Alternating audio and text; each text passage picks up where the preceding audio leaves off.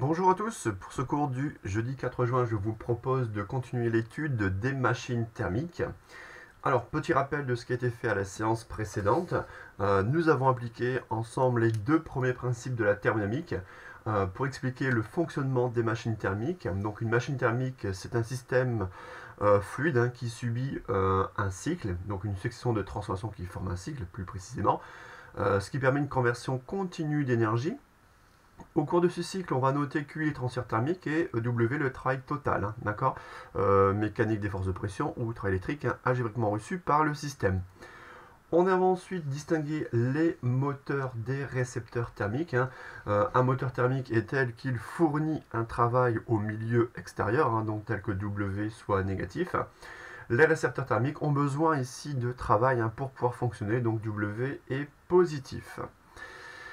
Alors, rappelez-vous dans notre modèle où on avait une mise au contact du fluide avec N thermostat de température Tn, ici, avec des transferts thermiques ici Qn et un travail W échangé avec le réservoir de travail. L'application des deux premiers principes de la thermodynamique, ici, voici pour l'application du premier principe, d'accord? Donc je rappelle que U est une fonction d'état, donc la variation d'énergie interne sur un cycle est égale à 0. À savoir delta du cycle égale W plus somme sur I allant de 1 à N dQ égale à 0. D'accord, ça c'est pour le premier principe. Le second principe, finalement, delta cycle égale à 0 égale SE plus SC, quantité d'entropie échangée plus quantité d'entropie créée, nous mène finalement à l'inégalité de Clausius, à savoir somme sur I dQI sur TI inférieur ou égal à 0. Ça, il faut vraiment le retenir et savoir l'appliquer dans le cas d'une machine thermique. D'accord? Ici, dans le cas général, avec une mise au contact avec N thermostat. Dans le cas d'une machine thermique, ici en évolution réversible, vous passez à l'égalité. Somme sur I dQI sur TI est égal à 0. D'accord?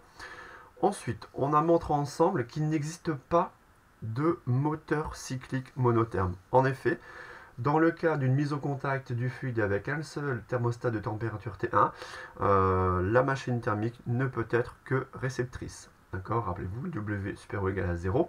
D'accord? Q1 inférieur ou égal à 0. Une machine thermique monotherme ne peut pas être motrice. C'est l'énoncé du second principe de la thermodynamique par Lord Kelvin. Il n'existe pas de moteur cyclique monotherme. Pour avoir un moteur, d'accord, un moteur cyclique, ditherme, thermique évidemment, il faut disposer de deux thermostats, d'accord, à savoir une source chaude à la température TC, une source froide à la température TF, d'accord. On a toujours ce réservoir de travail.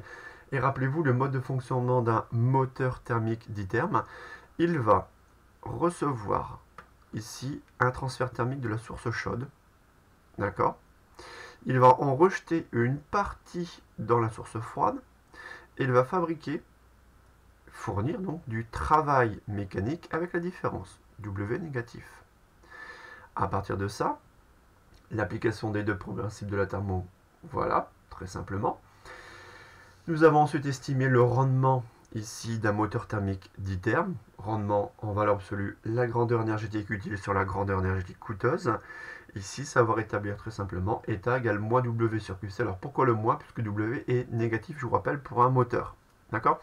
Et on a montré par application des deux premiers principes de la thermo, et surtout par application de l'inégalité de Clausius, que le rendement réel d'un moteur thermique ditherme, il est majoré par une quantité qui ne dépend que des températures des deux thermostats, d'accord, chaud et froid.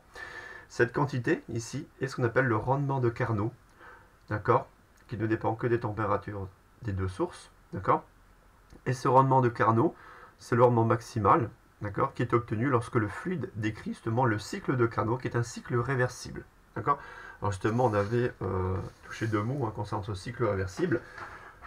D'accord, ce cycle réversible, il faut qu'il y ait une double réversibilité, un mécanique thermique, d'accord, dans le cas où la quantité d'entropie créée est égale à 0.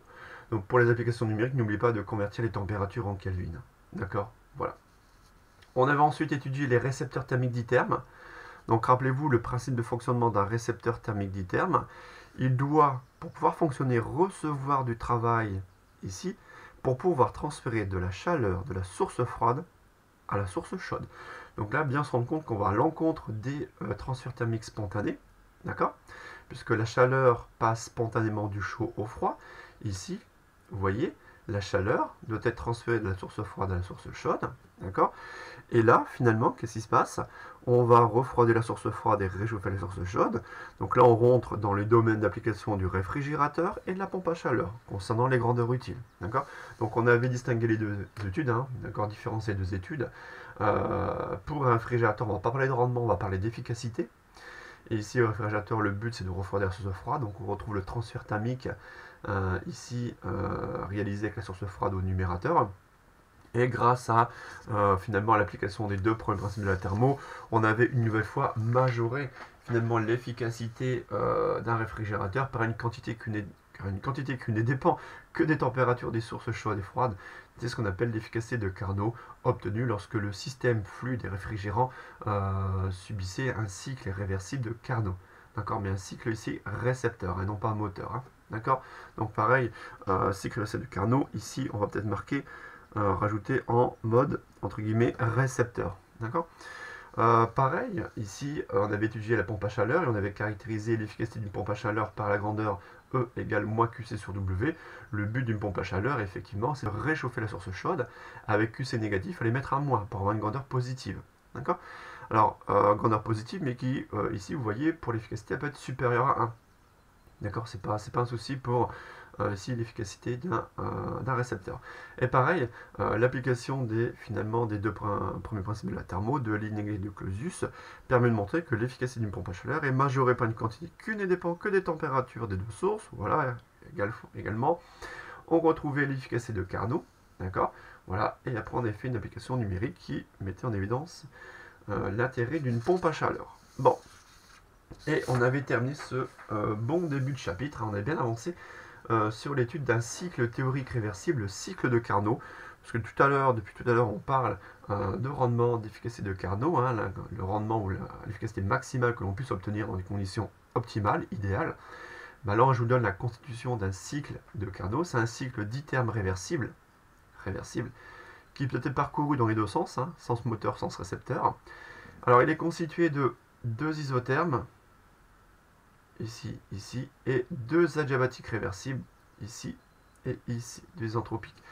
Donc représentation dans le diagramme ici de Watt, pression-volume, mais également dans le diagramme entropique, température-entropie. D'accord. Et on avait calculé, pris l'exemple ici, donc vous voyez la convention, hein, ici le cycle est parcouru dans le sens horaire, il s'agit d'un cycle moteur, donc on va calculer le rendement d'un moteur de Carnot, d'accord, sachant que le fluide considéré est un gaz parfait, d'accord. Donc on a fait le calcul complet hein, par définition d'un moteur de Carnot, le rendement ici de Carnot, moins W sur QC, et on avait calculé finalement les transferts thermiques sur les deux isothermes du gaz parfait, d'accord, et calculer la transfert thermique, d'accord, du gaz parfait, si vous revenez à appliquer le premier principe, d'accord. Et voilà, pareil, on est arrivé à une quantité hein, qui dépendait du rapport de Hélène, du rapport des deux volumes, application de loi Laplace sur les deux isentropiques, pour aboutir, pareil, voilà, au rendement de Carnot 1 moins TF sur TC. Vous voyez, rendement, donc ça c'est bien un rapport qui est inférieur à 1. Donc le moteur de Carnot, vous voyez, ici, possède un rendement qui ne dépend que des températures de source froide, source chaude, d'accord. Donc ça c'est calcul complet. Méthode plus rapide, vous passez par définition d'un cycle réversible. Donc ce cycle réversible ici vérifie l'égalité de Clausius, à savoir QC sur TC plus QF sur TF égale à 0.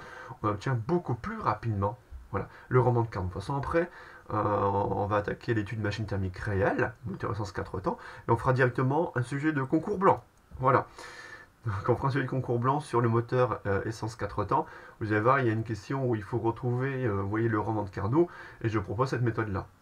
En passant par l'égalité de Clausius, alors en concours blanc, quand même pas mal de questions, il vaut mieux privilégier cette méthode-là si on ne vous impose pas la précédente, évidemment. Et on avait terminé par la limite du modèle de Carnot, ouais, comme 10 minutes de rappel, c'est déjà pas mal.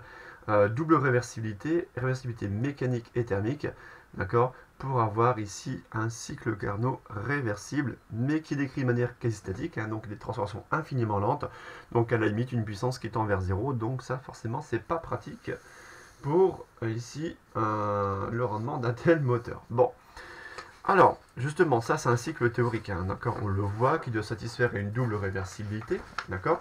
Les transformations sont infiniment lentes, donc à la limite je viens de dire la puissance mécanique tend vers 0, d'accord.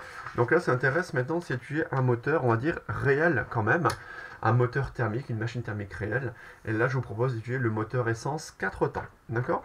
Donc, c'est le grand 3 de ce chapitre déjà. Voilà. Donc, avant-dernière partie, oui, je crois, de ce chapitre. Donc, grand 3. Après, il y aura pas mal d'exos à faire, hein, comme sur ça. Je laisserai le temps d'en faire. Donc, étude, grand 3. Allez, après 10 minutes de rappel, bon, qui était nécessaire quand même, hein, parce qu'on a quand même bien avancé la semaine dernière. Prendre le temps de faire les rappels sur tout ce qui a été fait. Donc, étude d'une machine thermique ici réelle. Le moteur, essence, 4 temps. Alors peut-être que vous connaissez hein, ce moteur. Voilà, vous l'avez peut-être déjà manipulé chez vous, vous l'avez peut-être déjà ici, peut-être déjà travaillé sur un moteur, ou peut-être que vous connaissez de manière un peu plus théorique. Alors moteur essence 4 temps, certains le savent déjà, c'est un moteur 4 temps. Pourquoi? Parce que il y a 4 temps, c'est un cycle 4 temps. Il y a admission, compression, explosion, détente et échappement. D'accord? Nous, on va l'étudier d'un point de vue thermodynamique, d'accord? Et ici, calculer le rendement et certaines caractéristiques hein, de ce moteur essence 4 temps qu'il ne faut pas confondre avec finalement un moteur diesel. Hein, d'accord? C'est pas le même fonctionnement. D'accord? On verra ensemble pourquoi. Déjà, je vous propose, comme c'est de passer quelques minutes sur la description quand même, c'est important, je trouve. Alors, c'est pas forcément un programme, mais c'est avoir quelques notions ici du bloc moteur. D'accord, description ici du bloc moteur. Voilà. C'est quand même dommage, hein, si vous savez poser des équations, de ne pas savoir décrire les éléments et savoir à quoi sert, je sais pas, à quoi sert la courroie de distribution, à quoi sert la pompe à eau, à quoi sert la bougie, à quoi sert le vilebrequin. Voilà, bon, il y a quand même pas mal de choses à savoir sur ce bloc moteur. Et voici, alors je vous le propose, ça, je vous le donne sur Poly. Voilà, donc c'est une version qu'on trouve sur Google hein, directement. Voilà, Google Images, une belle illustration du moteur essence 4 temps. D'accord? Alors, moteur essence 4 temps, qu'on appelle également un moteur à explosion. D'accord? Donc on peut rajouter ici, il s'agit également d'un moteur à explosion. D'accord? Alors, moteur à explosion, c'est lié à la présence d'une bougie. Alors, elle est où cette bougie? Elle est là. Bon, on va surligner également ici les choses qui sont importantes. Donc, notez le fait que le moteur à explosion est lié à la présence d'une bougie. Voilà, ici. Et on va retrouver ensemble les éléments les plus importants, à savoir déjà la bougie. Alors, la bougie, elle est là. On va la suivre. Tac, tac, tac, tac, tac. Ici. Vous voyez, la bougie, elle est là. Alors, à quoi sert cette bougie? Vous le savez certainement. Elle permet l'inflammation du mélange air-essence. D'accord? Donc la bougie, on va le noter. Ici, on a un peu de place. Donc inflammation du mélange, ici, air. D'accord? Alors air, bien sûr, mélange, ici, N2O2. Mélange air-essence. Alors pareil, ceux qui font leur plein d'essence, je pense que certains ont peut-être déjà le permis, voire même déjà leur voiture, une voiture éventuellement une voiture essence, si vous avez une essence, vous faites un plein d'octane, C8, H18, d'accord, un plein d'octane, d'accord. Alors cette bougie, vous l'avez uniquement sur ici le bloc moteur essence, hein, vous ne l'avez pas sur un diesel, hein, d'accord. Donc ça, attention, vous ne l'aurez pas sur un diesel, d'accord, il n'y aura pas de bougie, d'accord. Et cette bougie permet, on verra, l'inflammation du mélange air-essence, d'accord. Alors justement, ici, vous voyez, cette bougie, elle est à ce niveau-là. En fait, voilà, l'élément principal, entre guillemets, pour nous, d'un point de vue thermique, tout se passe ici, tout se joue ici. C'est-à-dire que là, vous voyez, là, vous avez un piston. Alors, désolé, là, le schéma est assez grand. Vous voyez ça, je suis la flèche, ça, c'est le piston. Donc ça également, ça va repérer du premier coup d'œil votre piston. D'accord? C'est bon, vous avez repéré le piston. Le piston, c'est cet élément-là. Le piston, qu'est-ce qu'il fait? Le piston va réaliser des mouvements. Finalement, il sera en translation rectiligne dans un cylindre. Ouais, là, vous avez un cylindre, un seul cylindre. D'accord? Donc, ce piston sera en mouvement de translation rectiligne dans un cylindre. Alors, j'ai un seul cylindre parce qu'en fait, là, ça sera un moteur essence avec 4 cylindres en ligne. Donc, on va le noter ici. On a un bloc moteur. Donc, qu'est-ce qu'un moteur? Un bloc moteur. Ici, on a 4 cylindres en ligne. Alors, pareil, je ne vais pas m'attarder dessus, sinon je pourrais en parler pendant une demi-heure, voire même une heure de la technologie des cylindres. D'accord? Il y a des blocs moteurs à 5 cylindres, 6 cylindres, à 8 cylindres, 10 cylindres, 12 cylindres. On peut les mettre en ligne, on peut les mettre en V, position transversale, position longitudinale. Bon, il y a plein de technologies, même plein de géométries, hein. Certains connaissent peut-être les technologies des V, hein, d'accord, les V6, les V8, les V10, d'accord. Là, les cylindres sont en ligne, d'accord. Technologie la plus simple, enfin, technologie la plus simple. Maintenant, on fait même du downsizing, hein, on passe même du 3 cylindres, on verra le sujet de concours blanc sur bon, les Citroën, ils font des 3 cylindres en ligne, qui consomment peu et qui surtout rejettent, voilà, il faut respecter, attention, des contraintes écologiques, des normes pour les rejets de CO2, d'accord. Donc voilà, là les normes actuelles, la pression écologique fait que on a plus tendance à descendre le nombre de cylindres en ligne, d'accord, pour respecter un certain nombre de contraintes écologiques. Bon, bref, je ne vais pas m'étendre sur le sujet, mais là, vous voyez, donc là on a un seul cylindre, d'accord. Ce qui est important de retenir, c'est que ce cylindre, voilà, se déplace, ce piston, pardon, ce piston se déplace dans un cylindre, d'accord. Alors, forcément, vous avez ici, alors il va se déplacer sous quels effets? Bah, sous effet finalement de la détente, d'accord, des gaz, parce qu'en fait il y aura une explosion. On verra ensuite, parce qu'en fait il y aura une admission, il y aura de l'admission. Parce qu'en fait vous avez quelque part des collecteurs. Voilà, les collecteurs ils sont là, collecteurs d'admission, collecteurs d'échappement. Et en fait vous avez une soupape. Il y a une soupape de mémoire ici sur le schéma. La soupape elle est là, vous voyez il y a une soupape. Là vous avez le ressort de soupape, là vous avez la soupape. Et vous avez une soupape ici, voilà, une seule. Et en fait vous avez a priori, hein, sur des technologies simples, tout dépend si c'est un moteur 16 soupape. Bon. Là a priori vous avez que deux soupapes. Hein. Deux soupapes par cylindre, une soupape d'admission par lequel va rentrer le mélange ici, un accord air essence, et une soupape d'échappement qui va libérer les gaz d'échappement. D'accord. Donc la soupape ici, d'accord. Et en fait, c'est là que finalement aura lieu les transformations thermodynamiques du système air essence. D'accord. Donc on aura un mélange initial, air essence qui va subir un cycle de transformation, et forcément, à un certain moment, il y aura, boum, une explosion, d'accord, commandée par cette bougie, d'accord, ici directement, et l'explosion, forcément, va provoquer ici une détente, ici, donc on aura un temps moteur, le piston ici va redescendre dans le cylindre, et en fait, ce qu'il faut savoir, c'est que le mouvement de translation, donc durant un cycle, le piston va effectuer un aller-retour et un deuxième aller-retour. Donc il y aura deux allers-retours du piston dans le cylindre par cycle. Et il faut savoir que ce mouvement de translation du piston dans le cylindre sera converti en mouvement de rotation, d'accord, par le vilebrequin. Le vilebrequin, vous voyez, il est là. Le vilebrequin, il est là. Ce vilebrequin va permettre de convertir le mouvement de translation du piston en un mouvement de rotation de l'arbre moteur. Le vilebrequin également est important, d'accord. Voilà, ça c'est important également. Qu'est-ce qui est important également? Eh ben, il faut qu'il y ait un système ici de refroidissement via le liquide de refroidissement. C'est la pompe à eau. Vous voyez, la pompe à eau, elle est là. Ici, le système thermostat, pompe à eau, les durites, vous connaissez également. Finalement, le radiateur.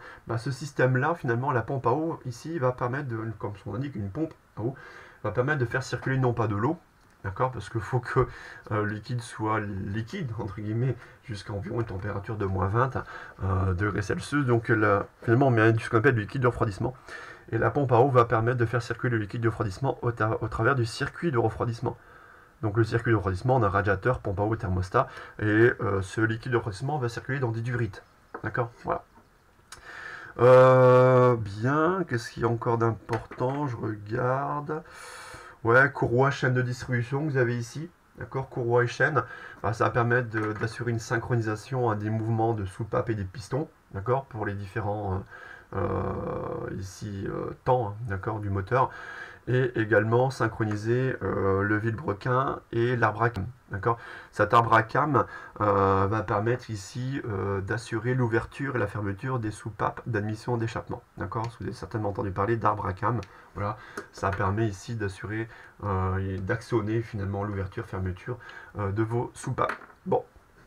Après, l'huile, bah oui, également, si vous avez, je sais pas, si vous avez peut-être effectué vos vidanges par vous-même, ou si, voilà, vous avez certainement fait un complément d'huile moteur. Là, vous avez un orifice de remplissage d'huile moteur. L'huile moteur, son rôle premier, c'est la lubrification. Hein. L'huile, ici, c'est la lubrification, rôle premier, évidemment. D'accord, lubrification. Mais également, c'est un rôle de protecteur des pièces métalliques, d'accord, contre la corrosion. Bon, ça, il faut également le savoir. Ok. La culasse qui ferme le haut des cylindres, ouais, ça, non, j'ai entendu parler de joint de culasse. Non, ce joint de culasse bon, qui permet l'étanchéité ici par rapport aux contraintes mécaniques et thermiques, d'accord, vis-à-vis des cylindres. Bon, voilà, je pense que c'est quasiment tout. Je regarde sur ce bloc moteur essence 4 temps, hein, d'accord.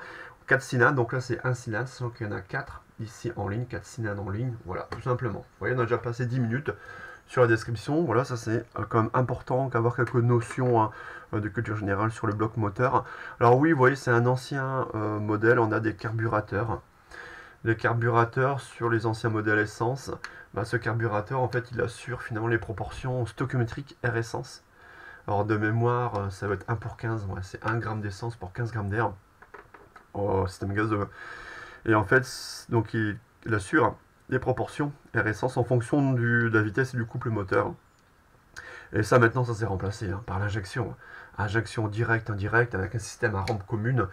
D'accord, voilà, donc sachant que là, même pour certains diesel, d'accord, je pense rampe commune, TDI par exemple, les pressions sont ici supérieures à 1000 bars, hein, très haute pression dans ce système à rampe commune.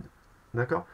Voilà pour le bloc moteur ici essence 4 cylindres en ligne, d'accord.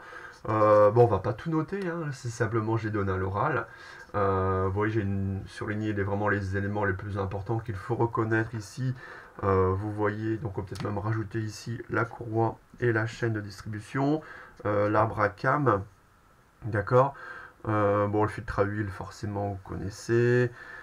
Collecteur, bon, échappement, collecteur d'admission, voilà. Ok. Allez, on y va, on attaque. Description de bloc moteur, donc on va pas reprendre avec tout ce que je dis. Ce qu'il faut, voilà, simplement c'est, voilà, CF Poly, d'accord, pour la description détaillée, d'accord, que l'on a faite pour votre culture générale. Mais surtout, ce qu'il faut retenir, c'est que, voilà, d'un point de vue physique, d'un point de vue thermodynamique, hein, point de vue thermodynamique, on revient à la thermodynamique, c'est une machine thermique, voilà, c'est une machine thermique sans changement d'état. Sans changement d'état. D'accord. Voilà. On verra des machines thermiques avec changement d'état. C'est ce qu'on appelle un moteur à combustion interne. Ouais. C'est un moteur à combustion interne.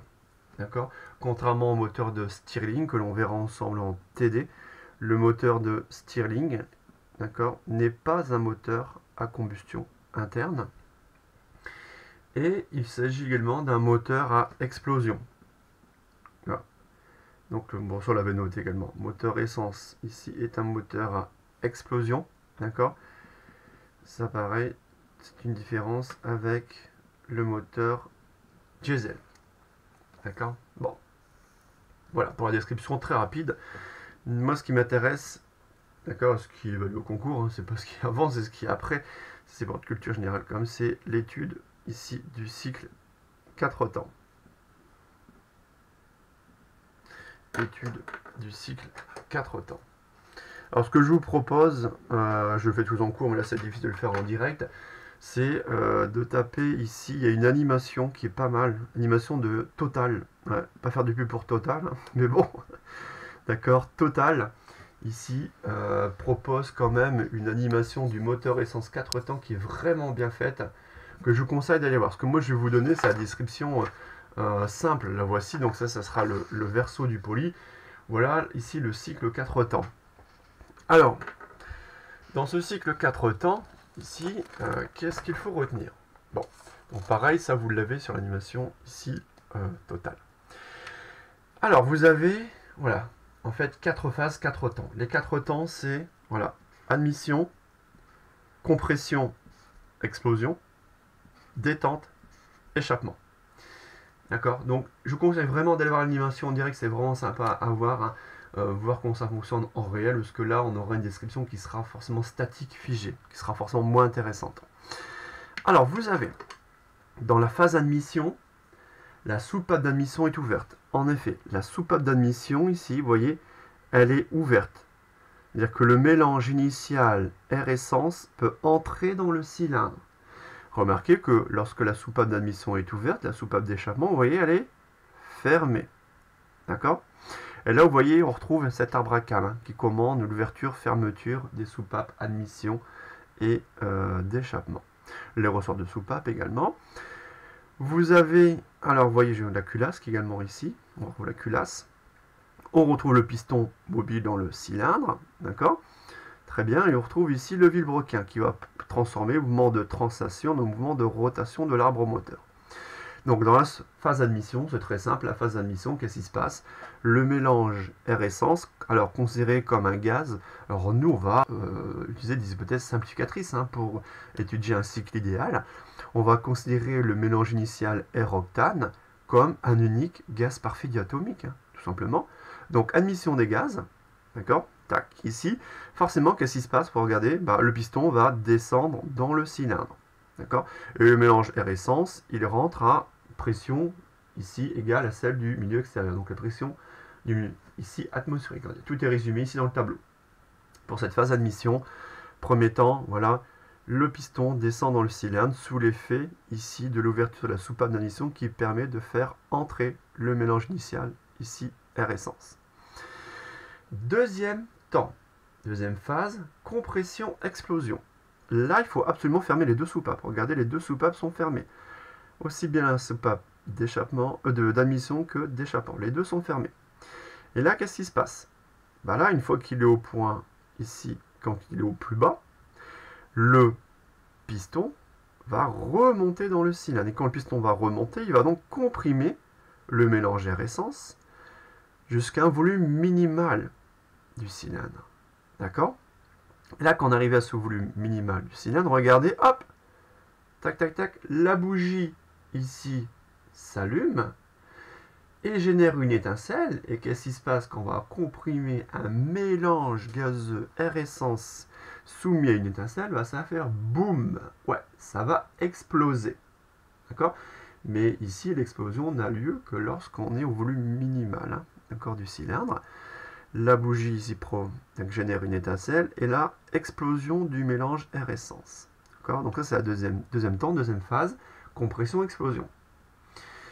Troisième temps, la détente. En effet, vous voyez là, l'explosion vient d'avoir lieu. Les soupapes sont toujours fermées. Qu'est-ce qui se passe? On a une explosion, donc augmentation brutale ici de pression. Qu'est-ce qui se passe? Le piston, suite à l'explosion, le piston va être poussé vers le bas. Poussé parce qu'il y a une explosion, donc une détente rapide et brutale, ici, d'accord, due à l'explosion. Le piston est poussé vers le bas du cylindre, donc il descend. Et ça, c'est le temps moteur. En fait, finalement, on verra, c'est le seul temps moteur, on verra pourquoi. D'accord, c'est le temps moteur, c'est la phase de détente. Et ensuite, qu'est-ce qui se passe? Quatrième temps, c'est la phase d'échappement. À cette phase d'échappement, la soupape d'échappement s'ouvre pour permettre ici l'échappement finalement des gaz d'échappement. La soupape d'admission étant fermée. Le piston, il va éjecter les gaz vers la soupape d'échappement. Il va expulser les gaz tout simplement. Et le piston remonte dans le cylindre. Voilà ici la description ici du cycle 4 temps qu'il faut connaître. D'accord. Alors on va voir après, on a un sujet. C'est un sujet CCP qui est tombé il y a 2 ans. Sans vous le donne. Sans vous le donne. Mais c'est quand même bon de le connaître. Je pense qu'il est bon de le connaître, de s'en souvenir. D'accord. Mais dans le sujet CCP, on vous donnait, d'accord, ces 4 temps. Donc ça, on va le noter par contre. Les 4 temps. Alors, premier temps, ici, admission. On note simplement ça, admission. Deuxième temps, compression. Explosion. Ouais. Troisième temps, détente. Quatrième, échappement. Voilà. Et nous, ce qui nous intéresse, d'un point de vue thermodynamique, c'est dans un troisième temps, c'est finalement de donner ici le cycle réel. Donc, je vais vous donner le cycle réel du moteur à explosion. Donc je vais vous donner le cycle réel, il est toujours sur le poly, d'accord? Et je vous propose de le modéliser pour pouvoir l'étudier d'un point de vue thermique. Alors l'étude d'un point de vue thermique, c'est ici finalement poser les deux premiers principes de la thermo. Donc c'est quoi? C'est finalement appliquer également l'inégalité de Clausius et calculer différents transferts thermiques mis en jeu. D'accord? Le travail total algébriquement fourni. D'accord? Algébriquement reçu fourni. D'accord? Et calculer le rendement de ce moteur. Alors le cycle réel d'un moteur explosion, il est là. Il est tout en bas. Il est là. Voici. Il est ici. D'accord? Alors, ça on va le noter. Cycle réel, ici, du moteur essence à 4 temps. D'accord? Alors oui, il existe également des moteurs essence à 2 temps. Vous connaissez peut-être, hein, d'accord? Ces moteurs essence 2 temps. D'accord? Parce que forcément, il y aura 2 temps. Ici, dans ce moteur essence 2 temps, vous avez tout à fait compris. D'accord? Là, voilà, c'est-à-dire que là, il y aura, ici, sera plus efficace. C'est-à-dire que à cylindrée, comment vous dire ça? À cylindrée équivalente, ici, le moteur ici 2 temps sera plus puissant, d'accord? Plus simple à entretenir, puisqu'en fait, si entre deux explosions, le piston va descendre et remonter. Dans les 2 temps, finalement, entre deux explosions, le piston va faire un aller-retour. C'est qu'à chaque fois que le piston descend, il est poussé par les gaz qui vont se détendre dans un moteur essence 2 temps. D'accord? Donc c'est un moteur qui sera également plus simple à entretenir. Où finalement la différence avec un 4 temps, c'est qu'entre deux explosions, le piston fait 2 allers-retours. C'est-à-dire que concrètement, il va donner une puissance. Il va donner finalement de la puissance qu'une fois sur deux. D'accord? Voilà. Bon. Donc un petit point également de différence avec le moteur essence 2 temps. D'accord? Alors, on revient à ce moteur essence 4 temps, on regarde ensemble qu'est-ce qui se passe. Donc pareil, il va falloir ici passer de ce cycle réel à un cycle idéal en donnant un certain nombre d'hypothèses simplificatrices. Donc toujours dans le diagramme de Watt, pression-volume, il va falloir passer de l'un à l'autre, d'accord, ici, et passer notamment à un cycle idéal. Voilà, un cycle idéalisé. D'accord, du moteur essence 4 temps. Alors ça par contre, ça a été évalué, on verra après dans le sujet CCP. Être capable de rappeler les hypothèses qui permettent finalement de passer d'un cycle réel à un cycle idéal. Ça par contre, ouais, il faut les avoir en tête. Donc il faut être capable de donner finalement les hypothèses. Donc sous certaines hypothèses, pour le passage d'un cycle réel à un cycle idéal. Bon. Alors, regardez, on vous donne des flèches. On vous donne des flèches, sens de parcours, vous voyez, le cycle est parcouru dans le sens horaire, c'est bien un cycle moteur. Bon. Alors, on va déjà, première chose, comme on l'a dit, on va peut-être la noter tout de suite, on va l'oublier. Pour définir notre cycle idéal, je l'ai dit plusieurs fois, le mélange initial, mais également les gaz d'échappement vont être assimilés à un unique et même gaz parfait diatomique. D'accord? On y va? Donc on va noter ça ici dans la première hypothèse. Ici, donc hypothèse simplificatrice. Hypothèse simplificatrice. Voilà. Pour définir un cycle idéal. Et la première, on en a déjà parlé, c'est de considérer le mélange initial. Donc le mélange initial. D'accord? Ici R, octane. Donc O2N2, octane C8H18. Donc mélange initial, mais également plus gaz d'échappement. D'accord? Assimilé à un même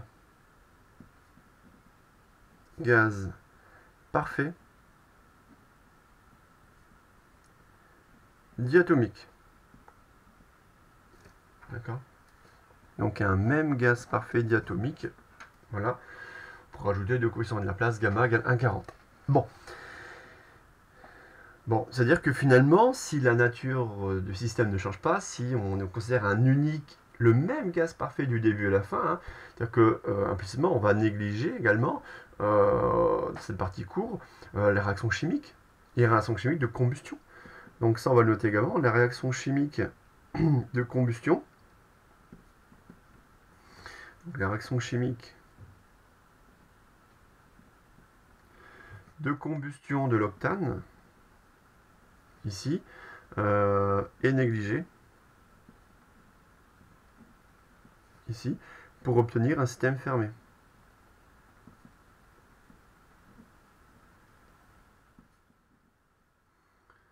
À quantité de matière N constante, d'accord, réaction chimique de combustion de l'octane. Alors je vais vous la donner hein, déjà équilibrée. Alors C8H18 à l'état gazeux, je le donne directement. 25,5 de O2 donne 8 CO2 plus 9 H2O. Et ce qui pose problème, c'est ça, hein, c'est le rejet de CO2. D'ailleurs, dans le sujet que vous pourrez après, il faut évaluer la quantité de CO2 rejetée. D'accord? Donc, raison pour laquelle, voilà, on tente, il faut diminuer hein, ce rejet de CO2 pour des normes et des contraintes écologiques. Hein. Donc, on a recours de plus en plus au downsizing. D'accord? Et même, vous voyez également au passage aux voitures et aux moteurs hybrides et électriques. Hein. Donc, pour laquelle les grosses cylindrées, c'est une espèce en voie de disparition, malheureusement. D'accord? Donc voilà, c'est ça, c'est ce problème-là, c'est ici le rejet de CO2, d'accord, qui pose problème. Bon, alors, voici pour la réaction de combustion qu'on néglige ici, dans ce problème. Alors, on y va, on va reprendre le cycle réel. Alors, qu'est-ce qui se passe? D'après vous, ici, cette première phase, c'est une phase d'admission. Alors, regardez, en fait, le point de départ, il est là. D'accord, point de départ, il est là. Bon. C'est-à-dire qu'on a finalement une première transformation, une première évolution AB. C'est-à-dire que là, qu'est-ce qui se passe? Vous voyez, on peut quasiment dire que la pression est constante. En fait, il y a une légère baisse de pression. En fait, c'est-à-dire que, voilà, il y a une dépression qui est produite pour aspirer le mélange initial air-octane. C'est-à-dire que là, finalement, pour aspirer le mélange air-octane, on va ici occasionner une légère dépression. D'accord? C'est-à-dire qu'ici, on la voit, c'est une légère dépression qui est produite pour aspirer le mélange air-octane. Bah, nous, ce qu'on va faire, on va supposer finalement que ça, c'est l'admission. Cette première phase, regardez, si je peux mettre des couleurs, ça, c'est l'admission. Donc ça, admission. Et nous, qu'est-ce qu'on va supposer? En faisant ça, on suppose que l'admission, on va supposer admission AB, se fasse, c'est quasiment légitime, à pression constante. Donc on y va. Donc une admission ici qu'on va qualifier d'isobar. D'accord? Donc nous, voilà. Donc on va mettre ici A, B, comme ceci. Voilà. D'accord? Admission AB, isobar. D'accord? C'est-à-dire qu'on va négliger la légère baisse de pression. D'accord? Pour aspirer le mélange initial. Donc ça, on va le noter. Comme ça, il faut le connaître. D'accord? Donc, première évolution, on y va. Alors, on va dire ça comment? On néglige la dépression produite pour aspirer le mélange initial air octane assimilé à un même gaz parfait diatomique, d'accord, lors de l'évolution AB. C'est-à-dire que finalement, l'évolution AB, ici, donc on a une admission AB isobar. Donc on a une phase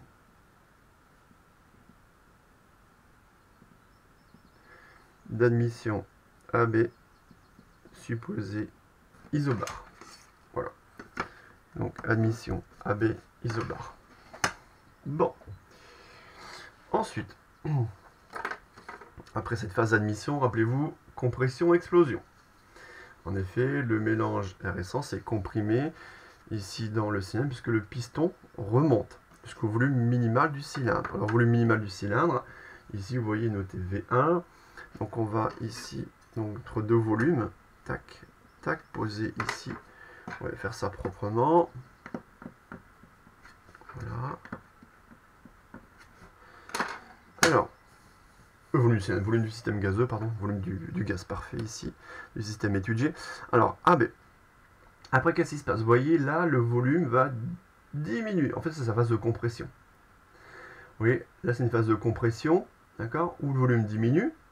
Alors, pareil, là, vous voyez, ça ressemble à une branche hyperbole, donc là, il y a une compression. Deuxième phase. Mais cette compression, pareil, est-ce qu'on va la supposer isotherme, adiabatique réversible? Là, donc là, on va reprendre ensemble, là, c'est la compression. Et là, en fait, si on néglige finalement les pertes thermiques, donc si on suppose qu'il n'y a aucun transfert thermique entre le système étudié et le milieu extérieur, on peut supposer cette compression adiabatique réversible. D'accord? C'est-à-dire qu'en fait, on aura une compression adiabatique réversible BC. BC. Donc une adiabatique réversible est quand même plus pendue qu'une isotherme. Alors je vais faire ceci. Ouais. Voilà. Je flèche et je vais jusque C. D'accord? Là, on a la phase de compression adiabatique réversible. D'accord? Le mélange est récent, c'est comprimé de manière adiabatique réversible dans le cylindre, d'accord? Jusqu'au point C. Si on néglige les pertes thermiques par conduction dans le cylindre. Alors pareil, j'anticipe, l'analogue, ce sera la détente. Là, on a une détente, cette détente également, on va la supposer comme étant adiabatique réversible. D'accord? Donc là, on a cette phase de détente. Alors je vais la faire tout de suite pour que ce soit correct. Et entre la compression et détente, on a quoi? On aura... Là, on a l'explosion. L'explosion, on a une augmentation brutale de pression. Et vous voyez, le volume, ici, il augmente lors de l'explosion. Mais on supposait que le volume reste constant. C'est-à-dire que entre la compression et la détente, il y a la phase d'explosion. D'accord? Donc, deuxième phase, c'est compression-explosion. L'explosion, on va le supposer à volume constant, donc isocore. Vous voyez? Explosion isocore. Et on va supposer une détente adiabatique réversible. Alors, je vais reprendre la même allure que la compression. On se concentre et c'est bien. D'accord? Donc là, j'ai le point D. Et là, j'aurai le point E. Voilà. Donc, je résume. Les deux phases. La compression et la détente sont supposées adiabatiques réversibles. D'accord? Et l'explosion CD, d'accord, isocore, si on néglige l'augmentation de volume lors de l'explosion. D'accord? Pareil, lors de la phase ici d'échappement, sa dernière phase d'échappement, la soupape d'échappement va s'ouvrir, les gaz d'échappement sont expulsés vers l'extérieur du système étudié, d'accord?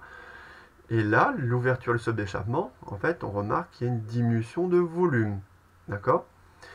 Et ça, on va supposer ici que lors de cet échappement, d'accord, l'échappement ici se fasse à volume constant, d'accord? Alors, échappement, mais il y aura également ici, à cet échappement, il y a une phase. Ici, une phase EB. C'est-à-dire que là, il faut forcément repasser ici. Et ça, il se passe quoi? Regardez ce qui se passe. On a une diminution de pression à volume constant, ça c'est un refroidissement. Ça c'est un refroidissement isocore. C'est-à-dire que finalement, ici, on aura un refroidissement isocore, puis phase d'échappement. D'accord? BA. De B vers A, phase d'échappement. Et après, on recommence un cycle.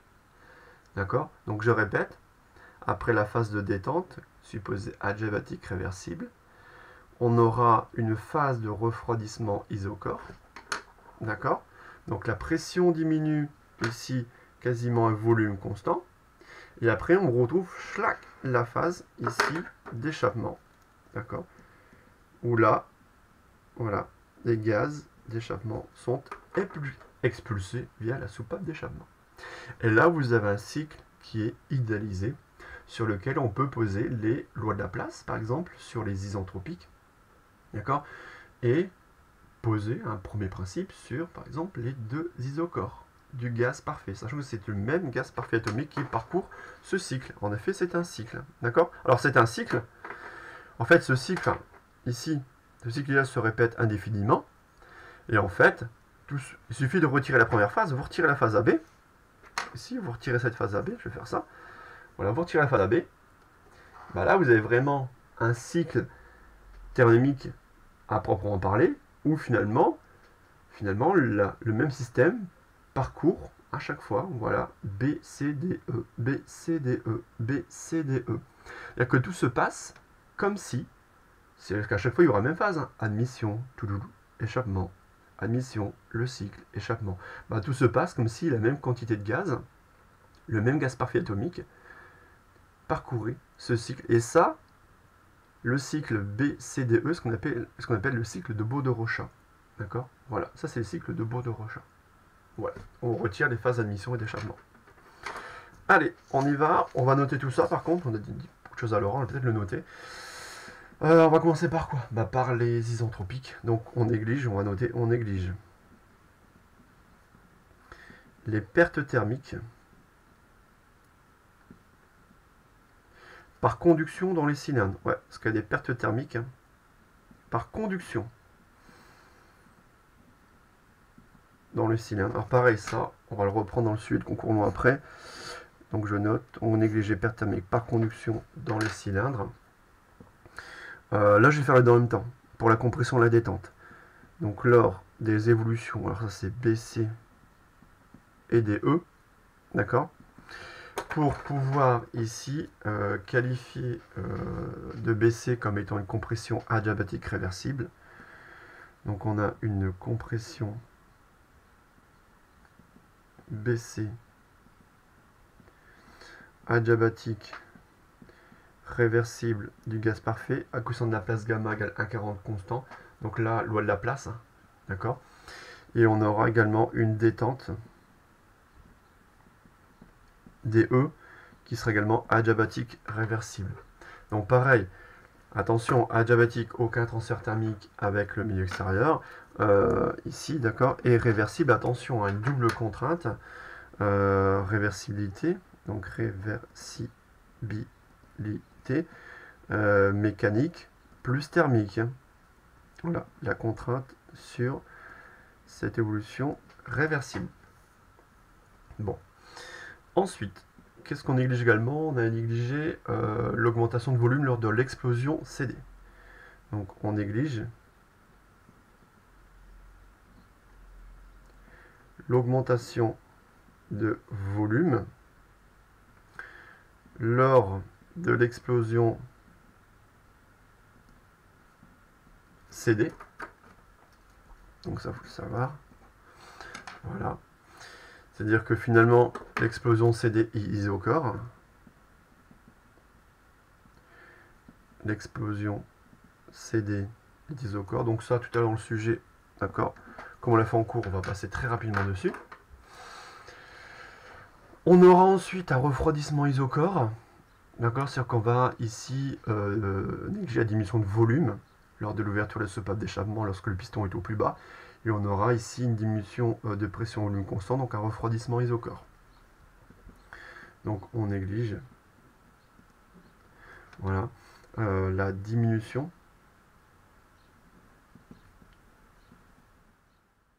de volume lors de l'ouverture de la soupape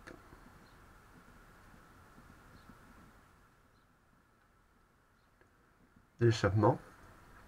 D'accord, donc là, pareil, on néglige la diminution de volume lors de l'ouverture de la soupape d'échappement. Voilà. C'est-à-dire qu'ici, on aura un refroidissement. Donc, diminution de pression au volume constant. Refroidissement, ici, je vais viser EB. Isochore. Donc, un volume constant. Puis, pareil, un échappement. Expulsion des gaz d'échappement. L'échappement, c'est BA. isobar. Voilà. Échappement isobar B1. D'accord. Bon. Alors, voilà pour les hypothèses qui permettent finalement de simplifier l'étude. Et on va noter également que tout se passe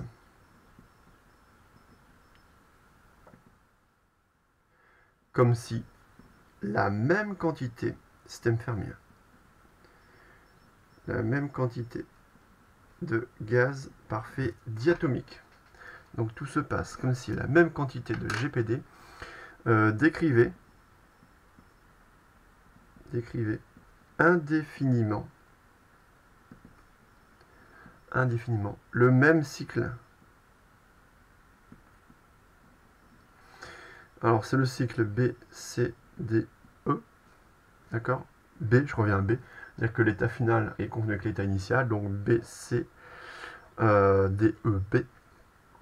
Appelé cycle de Beau-de-Rochat.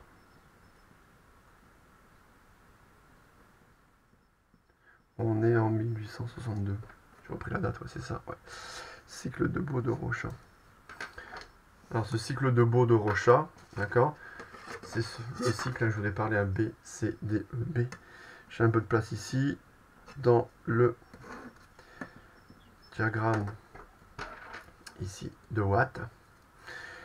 Donc on aura deux adiabatiques réversibles, hop, deux isocores, voilà. Hop, on fait ça schématiquement. Hop, j'ai bougé la feuille, vous ne voyez plus rien. Voilà. Voilà. Tac, tac, tac. On met les lettres. B, C, D, E. Et on a bien ici un cycle moteur, un sens horaire, d'accord, pour le sens de parcours de ce cycle de Beau-de-Rochat. D'accord. Donc à la limite, où on néglige les phases d'admission et d'échappement isobar, on a ce cycle de Beau-de-Rochat. D'accord.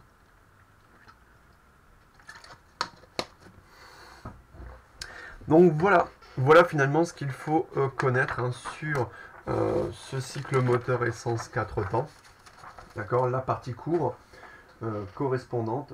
Maintenant, ce que je vous propose, bah, c'est de traiter directement sur le concours blanc qu'on avait proposé l'année dernière. C'est sur le concours blanc ici de 2019 sur le moteur essence 4 temps, un moteur à explosion. D'accord. Donc ensemble, voyez, on a quasiment passé 1 heure sur la description, sur la modélisation, sur le fonctionnement. D'accord. Maintenant, alors on va reprendre ensemble. Ça pareil, je vais vous le donner. Je vous donnerai le sujet, je peux vous donner le sujet complet. Il y avait également de la méca, il y avait de l'élec. Donc de mémoire, c'était moi qui avais proposé le sujet de thermo, il faut que je le retrouve. Il est où? Je trouve le sujet de concours blanc.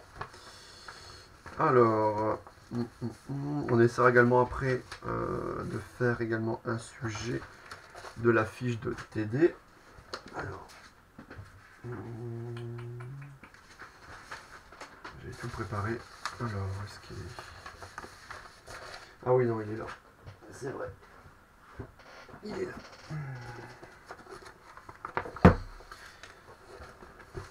Alors. Voilà.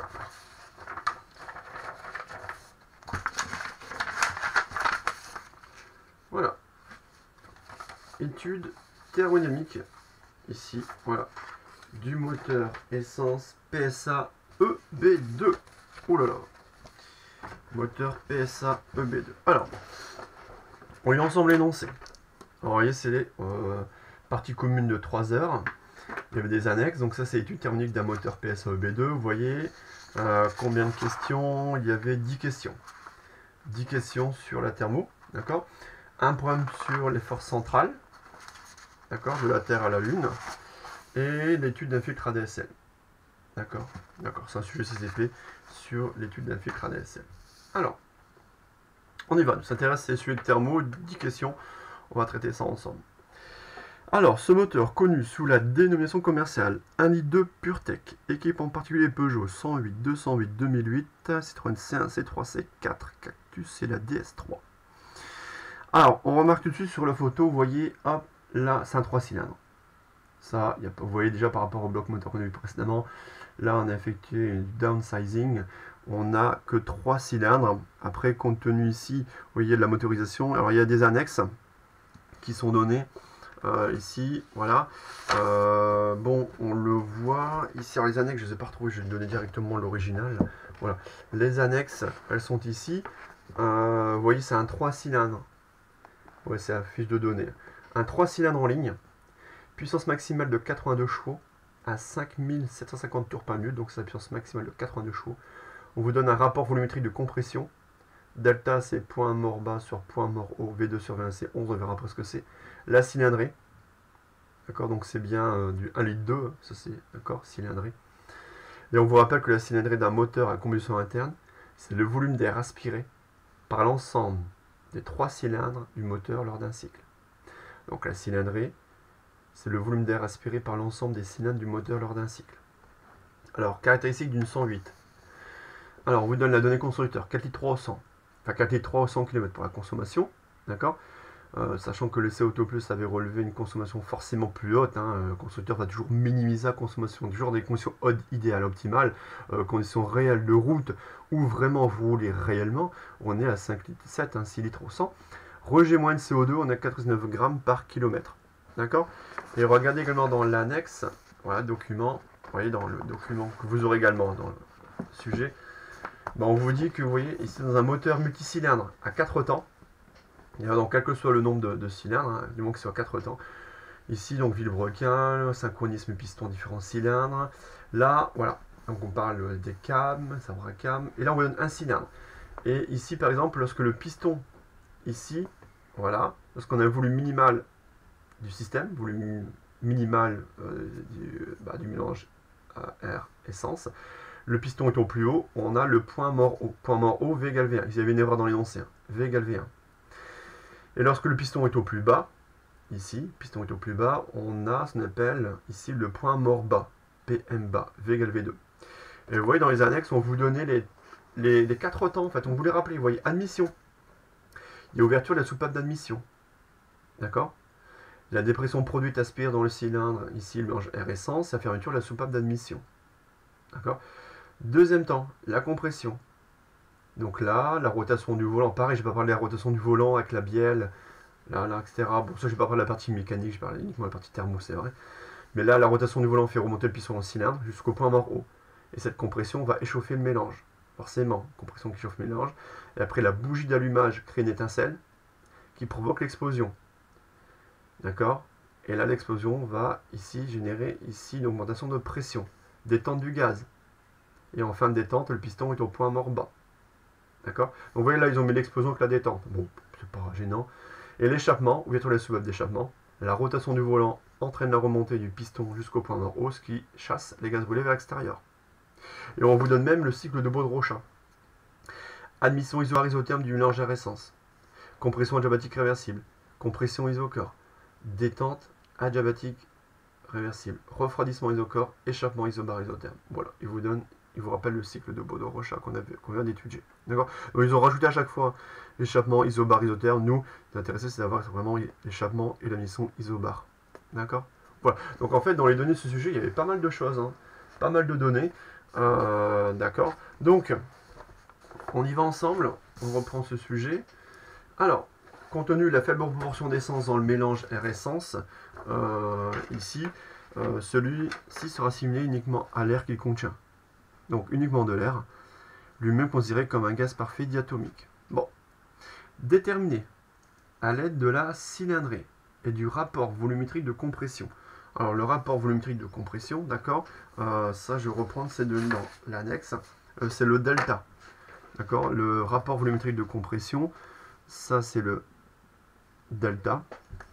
D'accord, bon, ici, bon, et la cylindrée.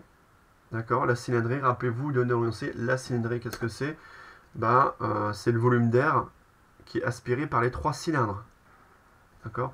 Donc il faut exprimer à l'aide de la cylindrée et du rapport volumétrique de compression les valeurs numériques exprimées en centimètres cubes des volumes V1 et V2 correspondant respectivement au point mort haut et point mort bas qu'on vient de voir. D'accord. Donc point mort haut, point mort bas, V1, point mort haut, le piston, ici est remonté au plus haut. Point mort bas, le piston est au plus bas. D'accord? Bon. Et après qu'on a ça, bah, c'est des questions vraiment, vous voyez, quand on regarde le sujet, donc toujours avoir un regard général sur différentes questions. Vous voyez, tracé dans le diagramme de Watt l'allure du cycle idéalisé, appelé cycle de Baud-Rochat, et décrit dans le document. Ah, vous voyez, on fera, par les points B, C, D, E, le cycle réel est un peu différent du cycle idéalisé. Expliqué par une argumentation phrasée de moins de 50 mots en quoi le cycle réel diffère du cycle idéal. Bah, ça, on vient de le faire. On va le faire en cours.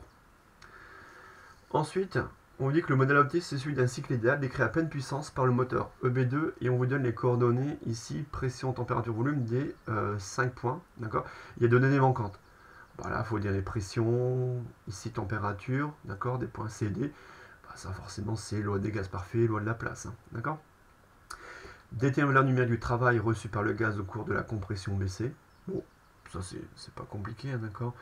C'est finalement, voilà, un travail ici des forces de pression à estimer, d'accord, sur une unité adiabatique réversible. Donc là, il faudra passer par le premier principe. Déterminer le transfert thermique QCD reçu par le gaz au cours de l'explosion CD, d'accord. Donc l'explosion est une isocore, donc il faudra calculer un transfert thermique sur une isocore. Bon, ça c'est pas compliqué non plus. Il faudra estimer ensuite le rendement du cycle, d'accord. On vous donne les valeurs au-dessus des autres transfert d'énergie, hein, par travail et par transfert thermique mis en jeu. Et on vous dit quand même que ouais, c'est un rendement qui est purement thermodynamique pour un cycle idéal. Donc c'est un rendement qui est purement thermodynamique pour un cycle idéal. Il ne tient pas compte des considérations mécaniques. D'accord. Et le rendement global est moins bon, dépend fortement du point de fonctionnement couple-vitesse considéré. Et ce résultat permet néanmoins de comparer des cycles et de poser des limites. Bon. Ok. Ensuite, qu'est-ce qu'il y a d'autre comme question avant d'attaquer la résolution? Ah, vous voyez, ça c'est du cours. Reconstruire l'expression du rendement de Carnot, du rendement du cycle de Carnot, dont les températures extrémales sont TFR pour la source froide et TCH pour la source chaude. Alors ça pareil, ça vous passez, cycle de Carnot, ça c'est un cycle réversible. Cycle réversible, alors vous vous rappelez peut-être que le cycle de Carnot constitué de 2 isothermes et de 2 adiabatiques réversibles, d'accord. Mais surtout, pour reconstruire le rendement de Carnot, d'accord, donc c'est, rappelez-vous, hein, c'est 1 moins TF sur TC. Vous passez par l'égalité de Clausius. Ici, je vous rappelle, vous passez par l'égalité de Clausius, d'accord. Vous pouvez rappeler que le cycle de Carnot est constitué de 2 isothermes et de isentropiques, d'accord, que c'est le rendement maximum, hein, qu'on peut obtenir avec une machine thermique d'iterme, d'accord. Dans le cas réversible, la quantité d'entropie créée est nulle, voilà, mais il faut être assez rapide, d'accord. Après des questions techniques, là on prendra le temps de traiter ces questions ici 8, 9, 10. Ou voilà, est-ce qu'on demande de savoir si le cycle est compatible avec les puissances maximales de 82 chevaux à 5750 tours par minute, annoncées par le constructeur. Et là, en effet, on vous dit qu'il faut 2 tours de Villebrequin. Quand on regarde finalement les mouvements du piston dans le cylindre, bah oui, le piston effectue 2 allers-retours dans le cylindre, donc il faut 2 tours de Villebrequin pour avoir un cycle thermodynamique. Hein. D'accord? Donc, ici, et après, on vous donne voilà, la vitesse de 130 km/h, ici le nombre de tours par minute, on a 3600 tours par minute. On vous donne là, ici, ce qu'on appelle l'enthalpie ici de réaction, de combustion d'une mole d'octane. Et en fait, on vous demande de déterminer la consommation d'essence, d'accord, en litres au 100 km, et le rejet de CO2 en grammes par kilomètre. Et de comparer avec les données constructeurs et les CO2+. D'accord? Voilà, on y va, on attaque ensemble la correction. Donc là, je vais vous donner directement la correction que j'avais ici rédigée. Donc c'était il y a un an, quasiment un an. Le concours blanc, quasiment, parce que le concours blanc ici, à peu près, ouais, on est au même niveau finalement, on est au même niveau que l'année dernière. Parce que si je ne m'abuse, là ça c'est le cours de jeudi 4 juin. Le concours blanc de l'année dernière, on était sur vers le 10 juin. Vers le 10 juin, donc c'était à peu près ça. D'accord ? Alors, on y va. Alors, on y va. Donc là, c'est un sujet CCP, oui, CCP PSI 2018, donc assez récent, qui est tombé. La première question, un peu peut-être déroutante, parce qu'elle fait appel à des notions que vous ne maîtrisez pas forcément, rapport volumétrique et la cylindrée. Mais bon, tout était rappelé dans l'annexe, donc il fallait bien lire l'annexe et savoir ce qu'on demandait. Alors, la cylindrée, je Je recopie moi ce qu'il y avait dans la donnée. La cylindrée, c'est le volume d'air aspiré par les 3 cylindres du moteur lors d'un cycle. Donc la cylindrée, c'est voilà, c'est le volume d'air VA. VA, c'est le volume d'air aspiré. D'accord, VA, volume d'air aspiré, mais j'ai 3 cylindres, donc c'est 3 VA. La cylindrée, finalement, vaut, c'est 1 litre 2, donc c'est 1199 cm3. C'est le 1 litre 2 PureTech. D'accord, donc vous voyez par exemple 1 litre 2, 2 litres 5, 3 litres, ça c'est la cylindrée. Quand on parle de cylindrée, c'est le volume d'air aspiré par l'ensemble des cylindres. Forcément, plus il y a de cylindres, plus la cylindrée est importante. D'accord, donc là on a du 1 litre 2. D'accord, volume d'air aspiré x 3 égale 1199 cm3. Donc là on a le volume d'air aspiré pour un cylindre. 10 par 3. 399,7 cm3. Mais attention, le volume d'air aspiré, c'est quoi? Bah, c'est la différence entre V2 et V1. Entre le point mort bas et le point mort haut. Ça se voit, donc ça, il fallait reprendre ce schéma-là pour voir que là, vous avez le cylindre, le piston. L'air aspiré, bah, c'est le volume, tout ce volume-là, moins ceci. Et vous aurez le volume d'air aspiré correspondant, ça fait V2 moins V1. Ce volume-là moins ce volume-là, pardon, va vous donner V2 moins V1, c'est le volume d'air aspiré par un cylindre, et ça c'est VA. D'accord? Donc on aura VA, volume d'air aspiré par un cylindre, c'est V2 moins V1. Donc c'est volume du point mort bas moins volume du point mort haut. Donc là, il fallait respecter VPMB moins VPMH. D'accord? Maintenant, il fallait rechercher également dans l'énoncé le fait que le rapport volumétrique de compression, vous voyez, le delta, c'est VPMB sur VPMH, d'accord, valait 11. D'accord? C'est-à-dire que là, voilà, directement, on va reprendre le fait que V2, d'accord, V2 égale 11 fois V1. V2 égale delta V1. Donc V2 égale 11 V1, d'après la définition du rapport volumétrique de compression. Donc là, qu'est-ce que je fais? En fait, le but est d'exprimer les volumes V1 et V2, des points morts bas et points morts hauts. Sachant que VA, je connais. VA, c'est V2 moins V1. Mais V2, c'est 11 V1. Donc je vais remplacer V2 par 11 V1 dans l'expression de VA, puisque VA, je connais. Et j'aurai donc l'expression de V1. Vous voyez? Donc VA, c'est V2 moins V1, mais V2, c'est 11 V1. Donc 11 V1 moins V1, ça fait 10 V1. J'ai donc accès à V1, puisque VA est connu. Donc V1 égale VA sur 10. Donc on a 39,9 cm3, d'accord, pour le volume du point mort haut. Une fois que vous avez V1, vous avez compris, vous aurez V2, d'accord, puisque V2 c'est 11 V1, donc 11 fois 39, 9, ça fait 439,7 cm3, volume du point mort bas, d'accord. Et là j'ai synthétisé les deux volumes qu'on vous demande. Vous voyez une question, voilà, un peu particulière, d'accord, pour calculer les volumes V1 et V2, ici correspondant au point mort bas et point mort haut, ici, voilà. Bon, alors, ensuite, on vous demandait de rappeler ici, de reconstruire le cycle idéal de Rochat. D'accord. Alors là, j'ai quand même remis, j'ai remis quand même à la pression de la barre. Vous voyez les phases pour coller au cours. J'avais rajouté les phases d'admission isobar et d'échappement isobar. D'accord. Et le cycle de Bode-Rochat, BCDE, BCDE. D'accord. Cycle idéal, c'est un cycle moteur. Et là, j'ai rappelé tous les phénomènes négligés dans le cycle réel. Donc tout ça on a vu précédemment. D'accord? Voilà. Ce qu'on a vu en cours précédemment. On néglige la dépression produite pour aspirer le mélange air-essence. On néglige les pertes thermiques par conduction dans le cylindre. On néglige l'augmentation de volume, la diminution de volume, enfin bref, tout ça. Et toute l'évolution supposée quasi statique. Hein. D'accord? Donc tout ça, on vient de le voir. D'accord? C'est question numéro 2. Question numéro 3. Donc ça, question numéro 2, vous pouvez passer rapidement, on peut même marquer CF court, on vient de le faire. Question numéro 3, bon, vous donnez un tableau, vous voyez ce tableau-là, et il fallait déterminer les pressions, température du point C et pression du point D. Donc il y avait 3 données manquantes, PC, TC, PD, 3 données manquantes, il fallait, voilà, les retrouver. Alors, bon là, BC est une compression adiabatique réversible d'un gaz parfait, donc dès que vous voyez ça, évolution BC adiabatique réversible d'un gaz parfait à coefficient de Laplace gamma constant, vous appliquez le Laplace. Alors ici, pour avoir la pression, connaissant le fait que le volume B et C, c'est le rapport des volumes V2 sur V1, donc c'est lié au rapport volumétrique, donc là vous restez en PV gamma. C'est-à-dire que PB VB gamma égale PC VC gamma, ça vous savez faire, vous avez fait dans votre DS, je passerai rapidement. vous donnez l'expression littérale, hein. Pression en C, c'est pression en B fois delta exposant gamma, parce que delta c'est V2 sur V1, d'accord, voilà. Ça c'est le rapport volumétrique de compression. Donc on a une pression en C de 28,7 bar, c'est bien cohérent, la pression en B est de 1 bar, on passe de 1 bar à 28 bars. D'accord, vous voyez la pression qui augmente très fortement, on passe à 28 bars au point C. D'accord.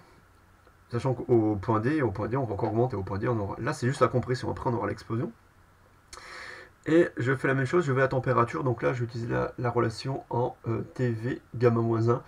Alors pourquoi? Parce qu'une nouvelle fois, j'ai l'information sur le rapport des volumes. Le rapport de VB sur VC. D'accord, VB sur VC, bah directement, je lis, hein, ça comment j'obtiens VB sur VC, bah c'est là, VB c'est V2, VC c'est V1, d'accord, puisqu'on a deux isochores à chaque fois. Donc je dis directement VB sur VC, c'est V2 sur V1, d'accord, et j'ai directement delta, exposant gamma-1 fois TA. Donc la température en C de 783 Kelvin. Ensuite, pour la pression en D, CD c'est une isochore du gaz parfait au volume V1. Donc là, je traduis le fait que sur l'isochore, le volume en C égale le volume en D. Donc là, c'est l'équation d'état du gaz parfait. D'accord, donc surtout pas loi de la place pour l'isochore. Isochore du gaz parfait, volume en C égale volume en D, équation d'état du gaz parfait. Et je continue, finalement, j'isole la pression en D. Hein, d'accord, la pression en D, qui s'exprime en fonction de la pression C fois, ça sera TD sur TC. D'accord. Après, qu'est-ce que je fais? Je réexprime ici les différentes grandeurs, hein, directement. TC, je l'ai obtenu. TC, précédemment, on a vu que c'est TA fois delta gamma moins 1. D'accord, voilà. Après, ensuite, qu'est-ce que je fais ici? La température en D, je laisse. La pression ici au point C. D'accord, la pression au point C, elle est là-haut. La pression au point C, c'est PB fois delta gamma. D'accord, donc je remplace PC, TC par leur expression littérale qu'on a trouvée précédemment. Je laisse TD. D'accord, je laisse la température en D. D'accord. Et on a ici directement, parce que la température en D, on me la donne, 2820 Kelvin, je vérifie. Et voilà, donc on peut calculer la pression en D. Vous voyez, 103 bars. Hein. Donc ça, c'est après l'explosion, on a 103 bars. Voilà. Ok. Bon. Question numéro 4. On vous demande d'exprimer, donc je vais reprendre mon cycle ici thermodynamique. Ici, la valeur numérique, donc donner la valeur numérique du travail WBC, algébriquement reçu par le gaz au cours de la compression BC. Alors le travail BC. Voilà. Donc là, on a une compression adiabatique réversible. Attention, donc compression adiabatique réversible, il faut calculer le travail sur une adiabatique réversible. Soit vous calculez directement, rappelez-vous l'exo du TD sur le premier principe, avec l'intégrale, avec les PV gamma égale constante, c'est un peu plus long, ou plus subtilement, vous passez par le premier principe. Parce que finalement, sur une adiabatique réversible, le transfert thermique sera nul. Donc QBC sera nul. Donc là, ce que je vous proposais dans cette correction, ce que je leur proposais, c'est écrire le premier principe. C'est plus rapide. Sur l'évolution BC, qui est une compression adiabatique réversible du gaz parfait. Donc delta UBC égale WBC plus QBC. Adiabatique QBC égale à 0. Donc calculer le travail des forces de pression revient à estimer une variation d'énergie interne. Donc WBC égale delta UBC. Pour un gaz parfait, première loi de Joule, delta UBC égale CV TC moins TB, température finale moins température initiale. On n'a pas accès à CV, mais on rappelle la relation de Meyer, CP moins CV égale NR, gamma égale CP sur CV. Donc on remplace CV par NR sur gamma moins 1, d'accord? Ou vous calculez. Hein. Donc là, je vais donner une autre. En fait, là, c'est pour la correction des copies de concours blanc. D'accord, j'ai pris une valeur annexe pour vérifier les calculs des candidats, des étudiants. J'avais noté que N pouvait se retrouver avec le tableau de données en fait. N, c'est PBVB sur RTB. Donc on avait 0,17 mol. C'est-à-dire qu'on pouvait très bien laisser ici directement la valeur avec la valeur de N qui est donnée. D'accord. C'est-à-dire que là, finalement, ce que là, on avait du NR sur gamma moins 1, mais en fait, moi, je retranscris ici, finalement, le fait que NRTC, d'accord, c'est le produit PV. PV égale NRT. Je traduis l'équation d'état, hein, ici, en température au point C et B, d'accord. Soit vous laissez ça avec NR, dans ce cas-là, avec N égale PBVB sur TB, ou vous distribuez les NR pour traduire l'équation d'état. NRT égale PV, d'accord, au point C et au point B. Dans tous les cas, vous devez trouver le même résultat, 177 joules, donc c'est bien positif, c'est-à-dire que c'est effectivement reçu, hein, le gaz parfait reçoit effectivement du travail ici sous forme travail des forces de pression sur cette compression, c'est bien logique, c'est bien une compression, donc c'est bien reçu. Et le système reçoit 177 joules lors de cette compression adiabatique réversible. D'accord? Voilà. Ensuite, question 5, on vous demandait d'estimer le transfert thermique QCD reçu par le gaz au cours de l'explosion CD. Explosion CD, vous voyez, isocore. Donc là, pareil, vous appliquez le premier principe sur une isocore CD du gaz parfait. Sur une isocore, je vous rappelle, le travail des forces de pression sera nul. D'accord? Donc on y va. On écrit le premier principe de la thermodynamique sur une isocore CD du gaz parfait. D'accord? Donc delta U CD égale WCD plus QCD. WCD égale à 0 sur tout isocore du gaz parfait. Donc QCD, donc évaluer un transfert thermique se fait par application du premier principe. Sur une isocore, ici, rappelez-vous, QV égale delta U. Hein. Ça, c'est finalement de dire que QV, ça c'est un QV. Hein. Isocore, c'est-à-dire que, rappelez-vous, QV égale delta U. Hein.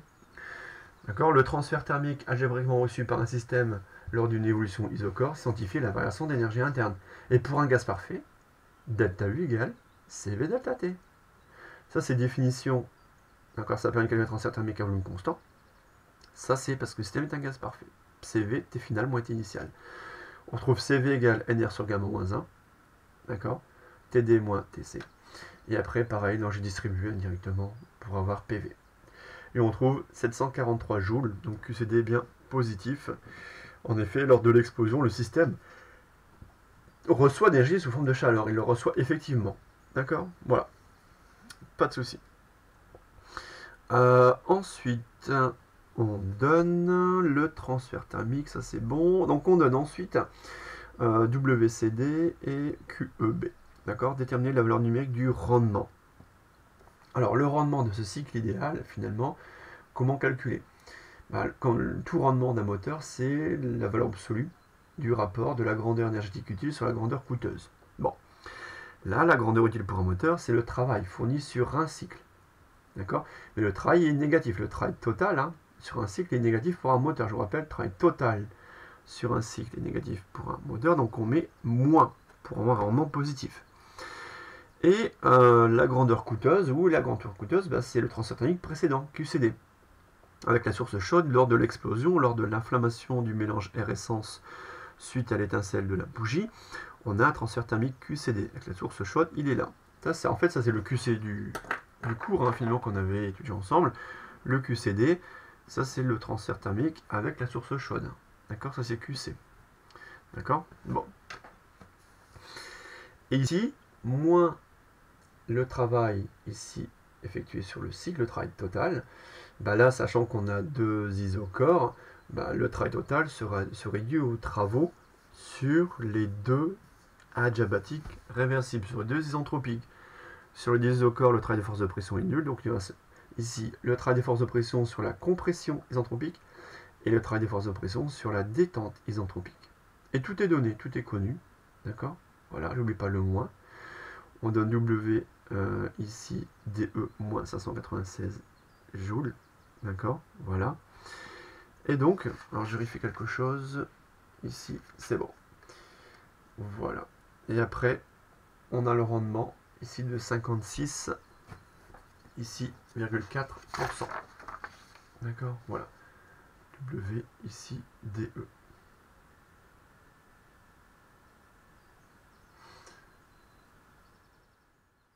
Ouais, et je viens de vérifier une petite erreur dans l'énoncé là. Ouais. On l'a dû le modifier, j'ai dû avoir la version première. Ici, parce que WCD, comme c'est une isocore, ça ne va pas. D'accord? Attention. C'est W ici DE. WDE. D'accord? Voilà. WDE qui apparaît ici. C'est une version que je modifierai. Voilà, bon. C'est la version du sujet. Vous voyez dans le sujet, donc, il y avait plusieurs erreurs dans l'énoncé, dans l'annexe d'ailleurs, au niveau des volumes, PMB, PMH. Et là, je viens de me rendre compte, il y avait une erreur dans la donnée, qui sont aussi dans les données WDE. D'accord? Parce que vous ne pouvez pas donner un W ici CD, c'est une isocore, c'est WDE, moins 596 joules. D'accord?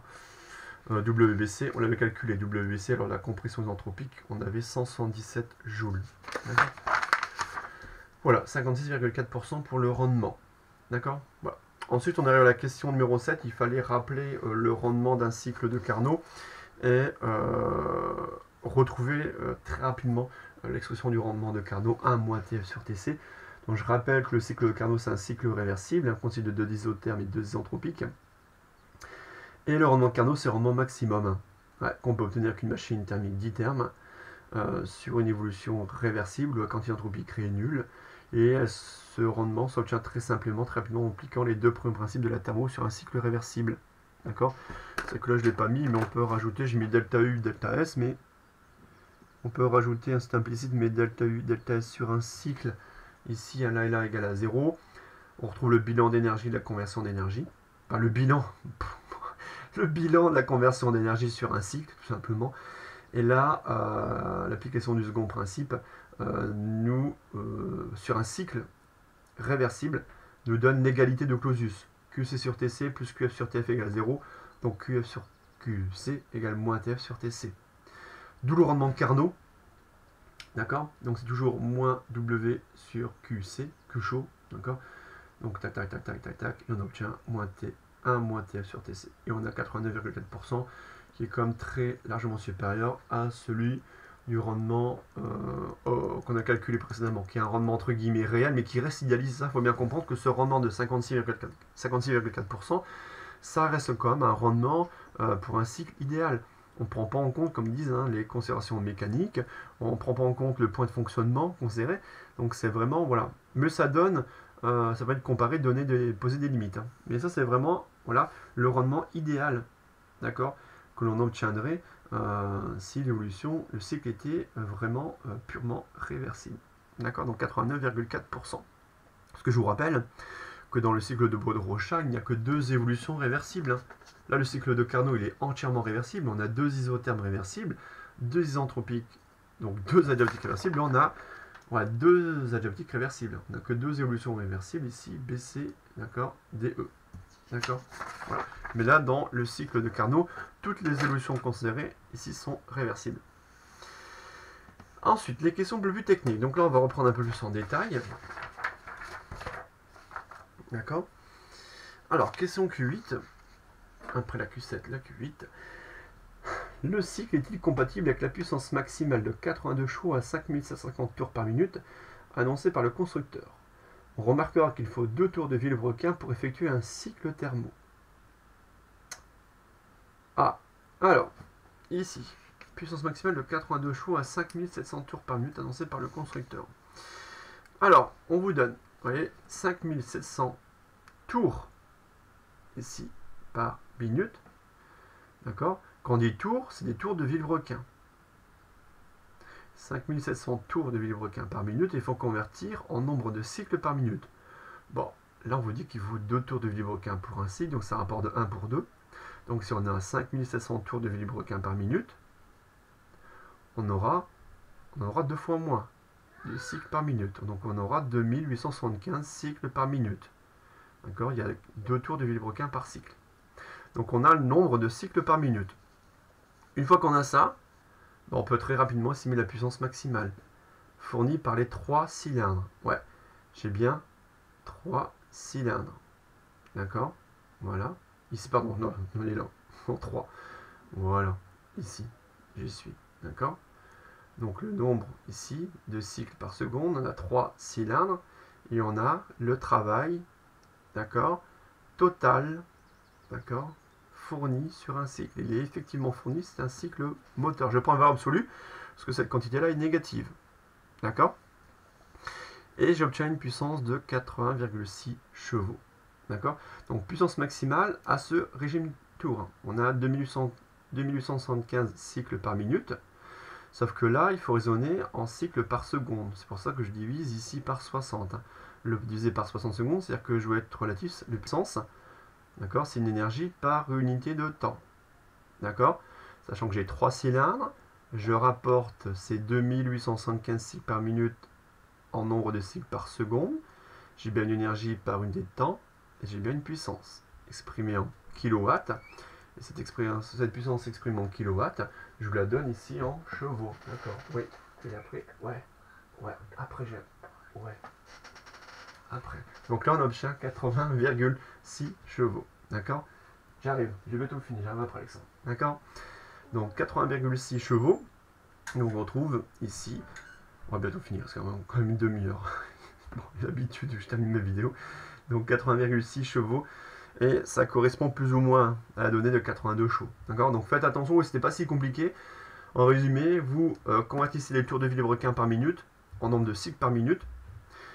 Pour avoir une grandeur homogène et puissance, il faut une énergie divisée par un temps exprimé en secondes. Donc vous donnez le nombre de cycles par seconde, vous avez 3 cylindres. Vous avez bien ensuite multiplié par l'énergie, le travail qui est effectivement fourni sur un cycle. Vous avez une énergie par unité de temps, vous avez une puissance. D'accord, 80,6 chevaux, 60 kW. Alors oui, conversion de kilowatts en chevaux, pardon, je dis ça, mais la donnée, pareil, là, il y avait beaucoup de données, il fallait rechercher à ce niveau-là. Là, voilà. Conversion chevaux watts, 735,1 cheval, c'est 735,4 watts. D'accord. Voilà. On donne également la masse volumique, la viscosité du carburant. D'accord. Bon, voilà. D'accord. On verra dessus après. Donc voilà pour cette première question. Ensuite, il faut exprimer la consommation d'essence en litres au 100 km. Donc là, on est à 130 km/h. Là, on a un régime moteur, attention, de 3100 tours par minute. On baisse en tours par minute. On a 3600 tours de Villebrequin par minute. Et on donne le fait que la combustion d'une mole d'octane libère énergie thermique. Donc ça, c'est le QC, un transfert thermique QC, de 5068 kJ. D'accord, pour une mole de carburant. Pour une mole de C8H18. Ok. La consommation d'essence en litres en 100. Donc ça, pareil. Point technique. Il faut prendre le temps. On prend le temps de le faire. D'accord. Alors, pareil. On commence par quoi? On commence par le régime moteur. On a 3600 tours par minute. Ces 3600 tours par minute, vous allez convertir ces tours de Villebrequin par minute en nombre de cycles par minute, sachant qu'on a 2 tours de Villebrequin par cycle. 3600 tours de Villebrequin par minute correspond donc à 1800 cycles par minute. D'accord? Tout de suite, je convertis en cycles par seconde. Tout à l'heure, vous voyez, j'avais divisé par 60 pour avoir... En fait, je peux vous le noter. Hein. Ça, je ne l'ai pas noté, mais ça sera nombre de cycles. En fait, quand j'ai nombre de cycles, là, c'est 2875. Hein. Là, le nombre de cycles, c'est 2875, en fait. Hein. Là, j'aurai le nombre de cycles par seconde. Hein. Ok? Donc là, je suis à 30 cycles par seconde. Donc, vous voyez, toujours, on passe conversion tour de Villebrequin par minute, en cycle par minute et en cycle par seconde. D'accord? Bon. Ensuite, qu'est-ce qu'on fait?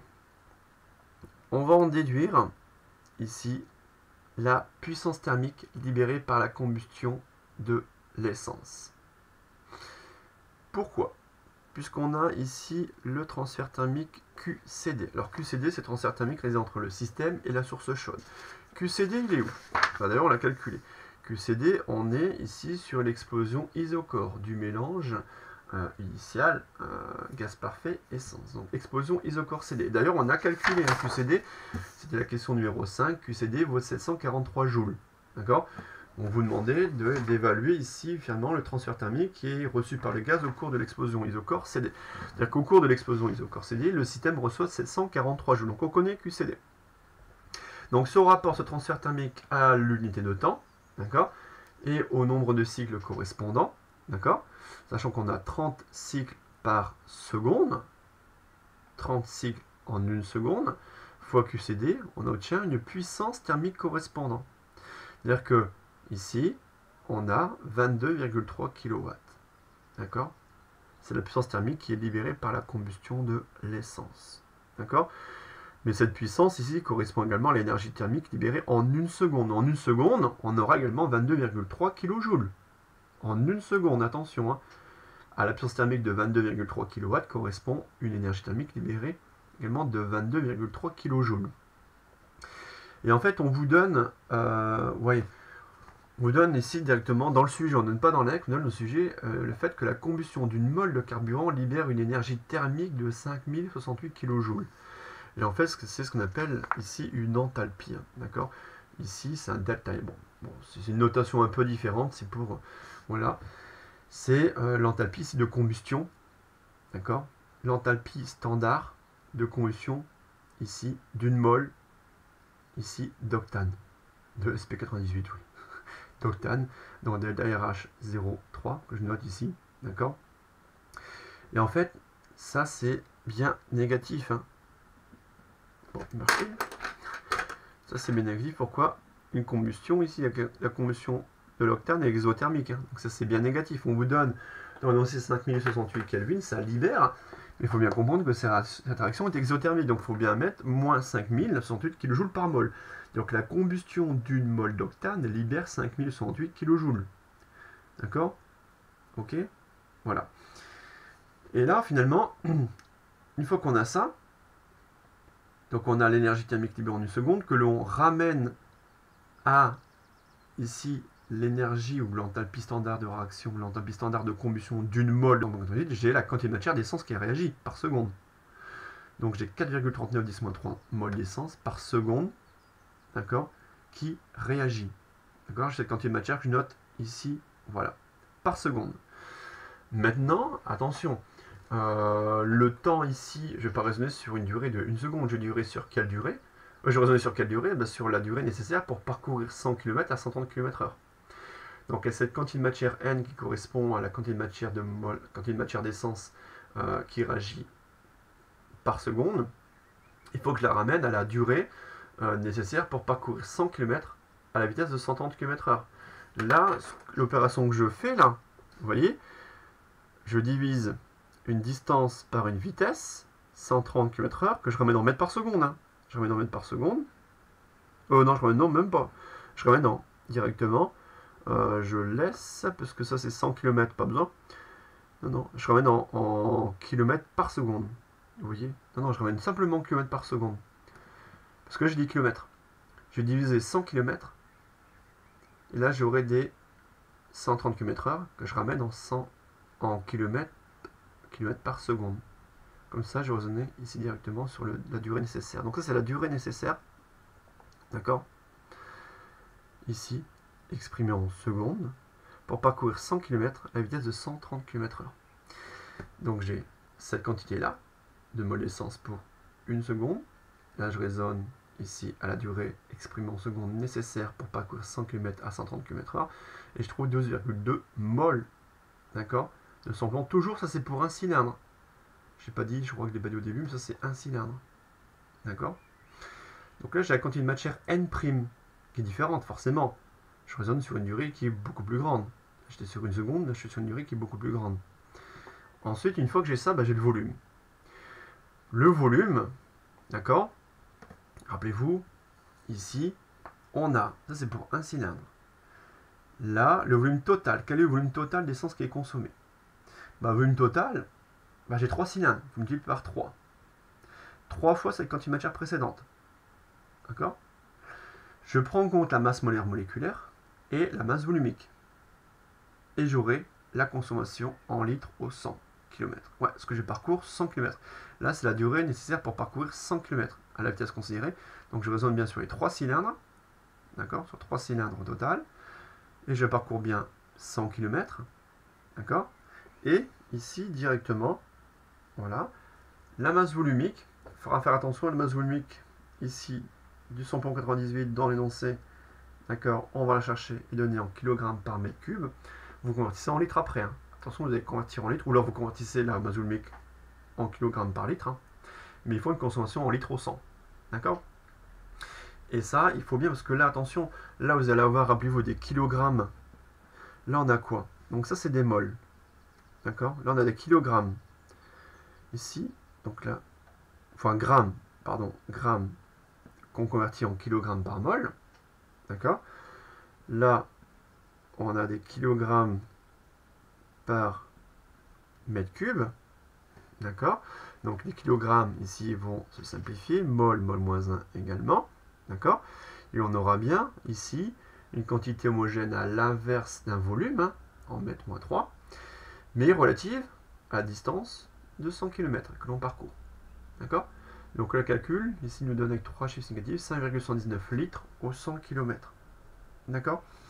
Alors bien sûr, on est bien plus en accord avec les CO2+. CO2+ nous donne ici une consommation à 5,7 litres. D'accord? Alors que le constructeur, bien évidemment, on est toujours bien en dessous. Le constructeur nous donne 4,3 litres au 100 km. D'accord? Donc voilà, vous voyez ici la méthode, ici directement, un peu particulière, là c'est un peu plus particulier, il faut peut-être reprendre, peut-être reposer ici ces différents calculs pour pouvoir estimer le volume d'essence qui est consommé au 100 km. Attention, hein. Là il faut forcément, là on vous donner l'enthalpie standard de combustion d'une mole de samplon 98, hein, pour une mole, d'accord. Là on raisonne ici directement sur la quantité N' nécessaire, d'accord. Donc ça c'est pour une seconde. Là, sur la durée correspondant à une distance de 100 km parcourue à la vitesse de 130 km/h. D'accord? Pour la consommation, ici, à ce régime moteur, ici, à distance parcourue et à la vitesse donnée. D'accord? Bon, voilà. Voilà pour cette consommation. D'accord? Il restait une dernière question, c'était le rejet, hein, de CO2. Ce rejet de CO2, le constructeur également vous le donne, hein, quand vous allez acheter une voiture. Vous avez également accès au rejet de CO2 par grammes par kilomètre. D'ailleurs, si votre voiture rejette trop de CO2, vous avez une taxe, la taxe éco, la taxe carbone, la taxe CO2, hein, qui se rajoute. C'est une taxe qui est assez lourde, qui pénalise forcément les gros moteurs. Alors, donc là, vous avez forcément un rejet CO2 qui est relativement correct, hein, faible. Pour ici un 3 cylindres, c'est normal, on n'a que 3 cylindres, c'est un peu une petite cylindrée, un petit moteur. Là, alors, ici, pour exprimer ce rejet de CO2, qu'est-ce qui se passe? Il faut se baser sur le GA précédent. Je connais la quantité de matière finalement d'octane qui est consommée pour parcourir, vous voyez, les 100 km. D'accord? Ici, ou même je connais la quantité ici d'octane qui réagit par seconde. Donc je vais me baser sur ça, et je vais donc ici utiliser la réaction de combustion d'une mole d'octane par l'oxygène de l'air. D'accord, donc l'octane il est là, le CO2 il est là. Qu'est-ce que vous voyez, hein, finalement, lorsque une mole d'octane ici disparaît, il apparaît 8 moles de CO2, donc vous avez N de C8H18 égale N de CO2 sur 8. D'accord, donc j'ai une relation entre les quantités de matière de l'octane et le CO2, et j'en déduis la masse de CO2 dégagée par kilomètre. Quand je veux un rejet, si je veux aussi la masse de CO2 rejetée par kilomètre, une masse, une quantité de matière fois une masse molaire moléculaire. D'accord. La quantité de matière de CO2, je ne l'ai pas, mais je peux exprimer en fonction de celle de l'octane. Donc N de CO2, c'est 8 fois celle de l'octane, fois la masse molaire moléculaire du CO2. D'accord. Ici, la masse molaire de CO2, on vous donne l'étape des masses molaires atomiques, donc ça, il n'y a pas de souci. D'accord. Voilà. Et ici, directement, le 8, il reste là. D'accord. Après, on avait ici, il faut reprendre les N'. D'accord, voilà. Ici, voilà, le N', je reprends ce que j'avais fait avant. Voilà, le N', vous voyez, correspond, voilà, à la quantité de matière, vous voyez, directement, de samplon 98 pour un cylindre. Donc N' c'est pour un cylindre. Donc je multiplie par 3 pour avoir 3 cylindres. Donc là, je vous rappelle que j'ai 3 cylindres. D'accord. Parce que ça, c'était calculé pour. Donc N' vaut 12,2 mol. Hein, c'est 12,2 mol de samplon pour un cylindre. Donc je multiplie par 3 parce qu'il y a 3 cylindres. Et ça, c'était au 100 km. D'accord. Ici. Donc ça, c'est estimé. Pareil. Hein, ici. Pour un cylindre. Et c'est tout pour 100 km. Et moi, je veux la masse de CO2 rejetée par kilomètre. Pour 1 km. Donc je divise par 100. Divise par 100 pour ramener à 1 km. Fois la masse molaire, hein, du CO2. Et on trouve 129 grammes de CO2 dégagés par kilomètre. D'accord. Ok. Voilà, donc là, il faut faire attention directement au calcul, aux données qu'on avait, et surtout savoir relier la quantité de matière de CO2 à celle d'octane qui réagit effectivement. Ok. Donc là, il fallait faire très attention sur ces questions, hein, 9 et 10 qui étaient assez techniques, donc au moins on les aura vues ensemble une fois, d'accord. Et on comparait par rapport aux données constructeurs, le constructeur s'arrêtait à 99 grammes de CO2 rejeté par kilomètre. Donc on est bien au-dessus et on est à 129 grammes. D'accord, donc tout comme la consommation, forcément, qui est sous-estimée, le constructeur également va sous-estimer la masse de CO2 qui est rejetée par kilomètre. D'accord. Alors vous voyez, un sujet quand même qui est complet, hein, qui est complet sur ce moteur ici essence, qui est un 3 cylindres. Donc un bon complément du cours finalement, qui me permet pour moi de finaliser, c'est terminé pour moi l'étude des moteurs. Ici, vous voyez, après en TD, on va faire des exemples, on va faire l'étude du moteur diesel.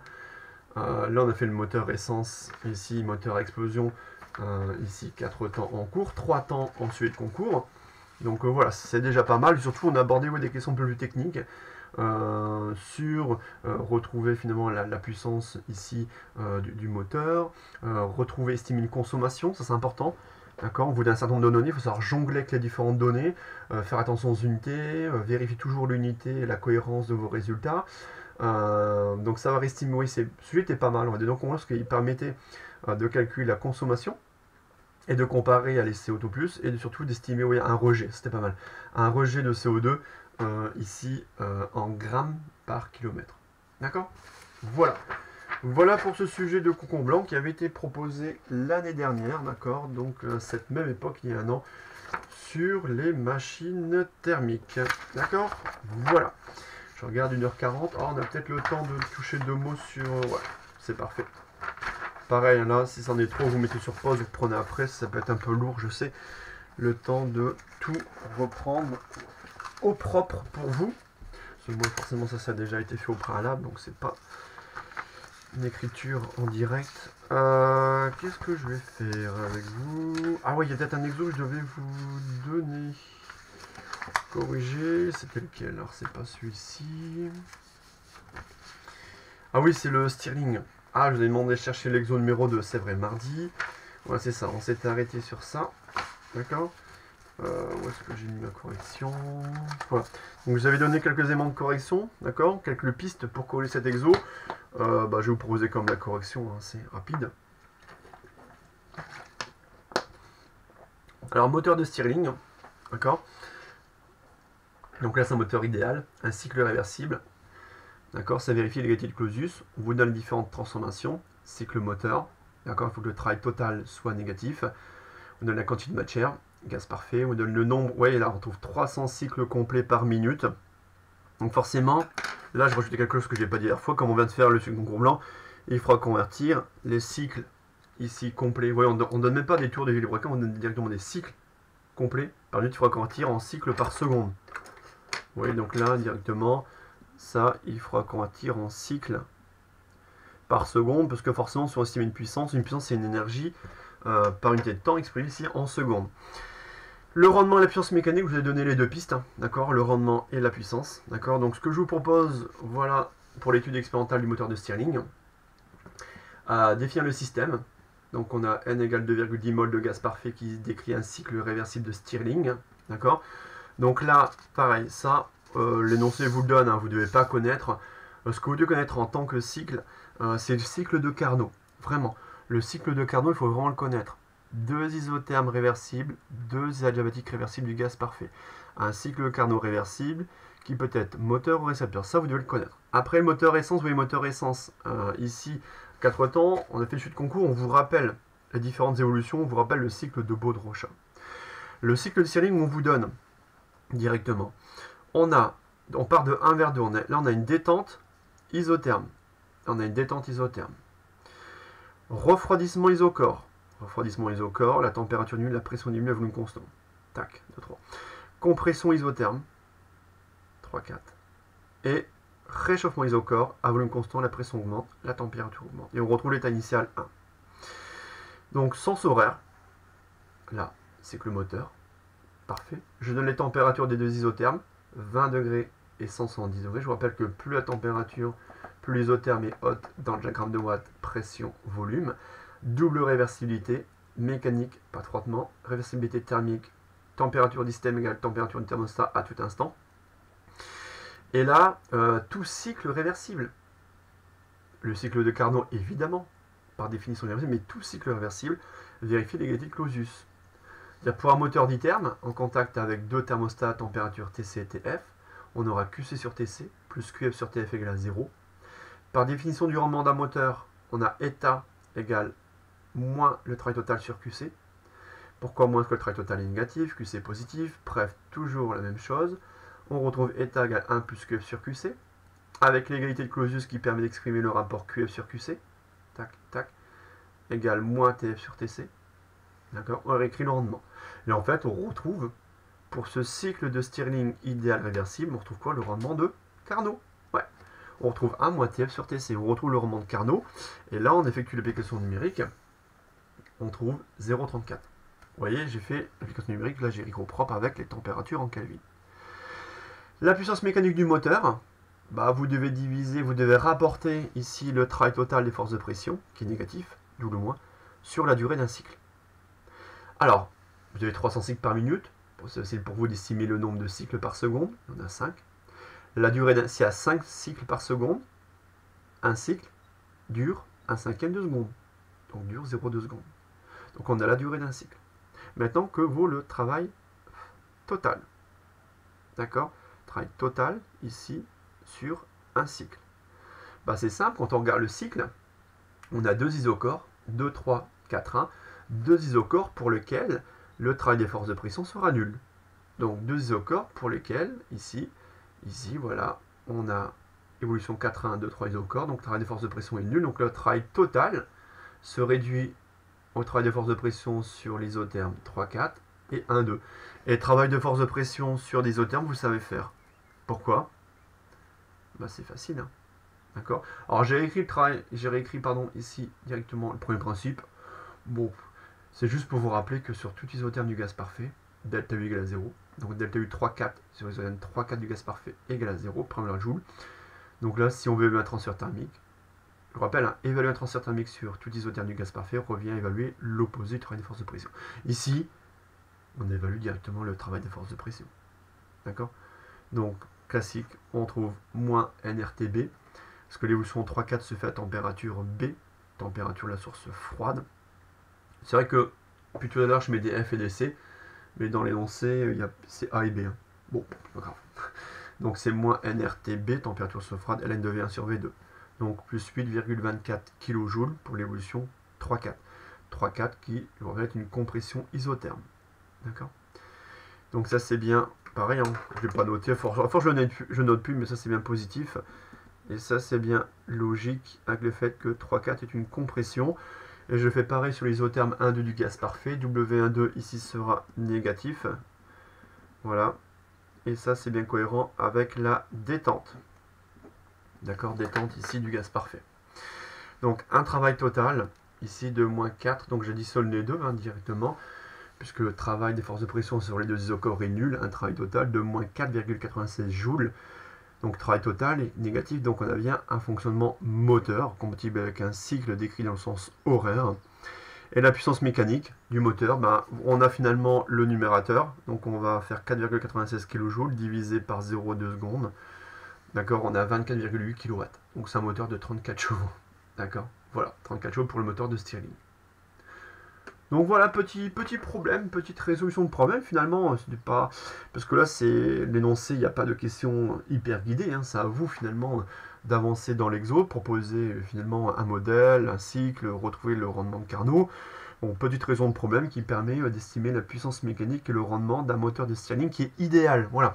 Là, il ne faut surtout pas louper le fait que un cycle idéal, donc réversible, vérifie l'égalité de Clausius. Donc, vérifie ici cette égalité-là. Donc, le rendement se retrouve très simplement, très facilement. D'accord? De ne pas chercher à déterminer le rendement en étudiant précisément les différentes évolutions. Hein, d'accord? Là, vous voyez, qui dit cycle réversible dit forcément égalité de Clausius, et très rapidement, voilà, ça ne dépend que des températures de nos sources. Rappelez-vous, pardon, le cycle de Carnot, c'est vraiment le cycle réversible par excellence. Lui, il faut le connaître. Il y avait deux méthodes. Soit retrouver le rendement de Carnot en étudiant finalement les transferts thermiques sur les deux isothermes. Donc c'est un peu plus long, plus application de Laplace. Ou soit on faisait ça. Et ça, c'est plus rapide. D'accord? Voilà. Ça, c'est l'exo numéro 2. D'accord? Alors, j'aimerais bien quand même avec vous commenter, mais je pense que je vous donnerai la correction sur Poly directement, sans en faire beaucoup pour vous. Commentez avec vous l'exo numéro 1. L'exo numéro 1, c'est l'étude non plus expérimentale, mais théorique du cycle de Stirling. Alors vous voyez, on est dans la première partie. Étude des machines thermiques sans changement d'état ni écoulement. Parce qu'après, on va faire avec changement d'état et avec écoulement. Je vous rappelle qu'on n'a pas encore fait d'exo sur changement d'état, ce sera l'occasion de les faire. D'accord? Machine thermique avec changement d'état, puis avec écoulement. Ce sera autre chose. Pour l'instant, ces machines thermiques, très simple. Il n'y a pas de changement d'état. Système reste fermé, on ne prend pas en compte les combustions. Et il n'y a pas d'écoulement de fluide à l'intérieur. Alors ça, je vous laisserai lire. C'est l'énoncé finalement de l'exo. Je ne vais pas perdre trop de temps dessus non plus. De l'exo qui, finalement, vous présente de manière théorique le moteur de Stirling. Moi, ce qui m'intéresse, c'est tout de suite, directement, je ne parle pas finalement de l'aspect technique. À un moment, là, on vous parle finalement de...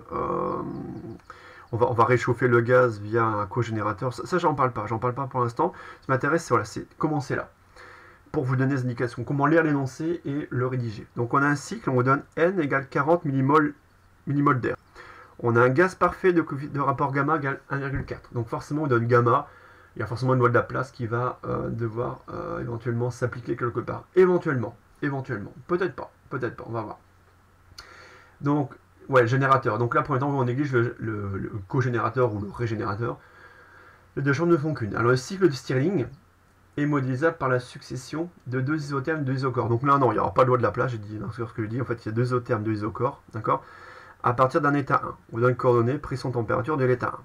Donc, on retrouve, vous voyez, compression isotherme. Échauffement isochore, détente isotherme, refroidissement isochore. On vous donne un peu plus précisément différents états, différentes températures. Donc là, vous voyez, question classique, calculer les valeurs numériques de température, pression, volume pour chacun des 4 états. Ça, je vous laisse faire. D'accord? Ça, franchement, d'accord? Je vous donnerai sur la correction. Ça, c'est du calcul. D'accord? C'est du calcul, c'est équation d'état. D'accord? Donc ça, c'est... faut se baser sur l'équation d'état du gaz parfait. Hein. D'accord? Sur différents états. Là, je vous dis attention, oui. Hein. D'accord? Je me suis un peu, ici, pressé de parler de loi de Laplace, mais en fait, il n'y a pas d'isentropique. Donc, il n'y aura pas de loi de Laplace. D'accord? Donc, ici, équation d'état. Voilà, pour trouver les coordonnées. Pression, volume, température.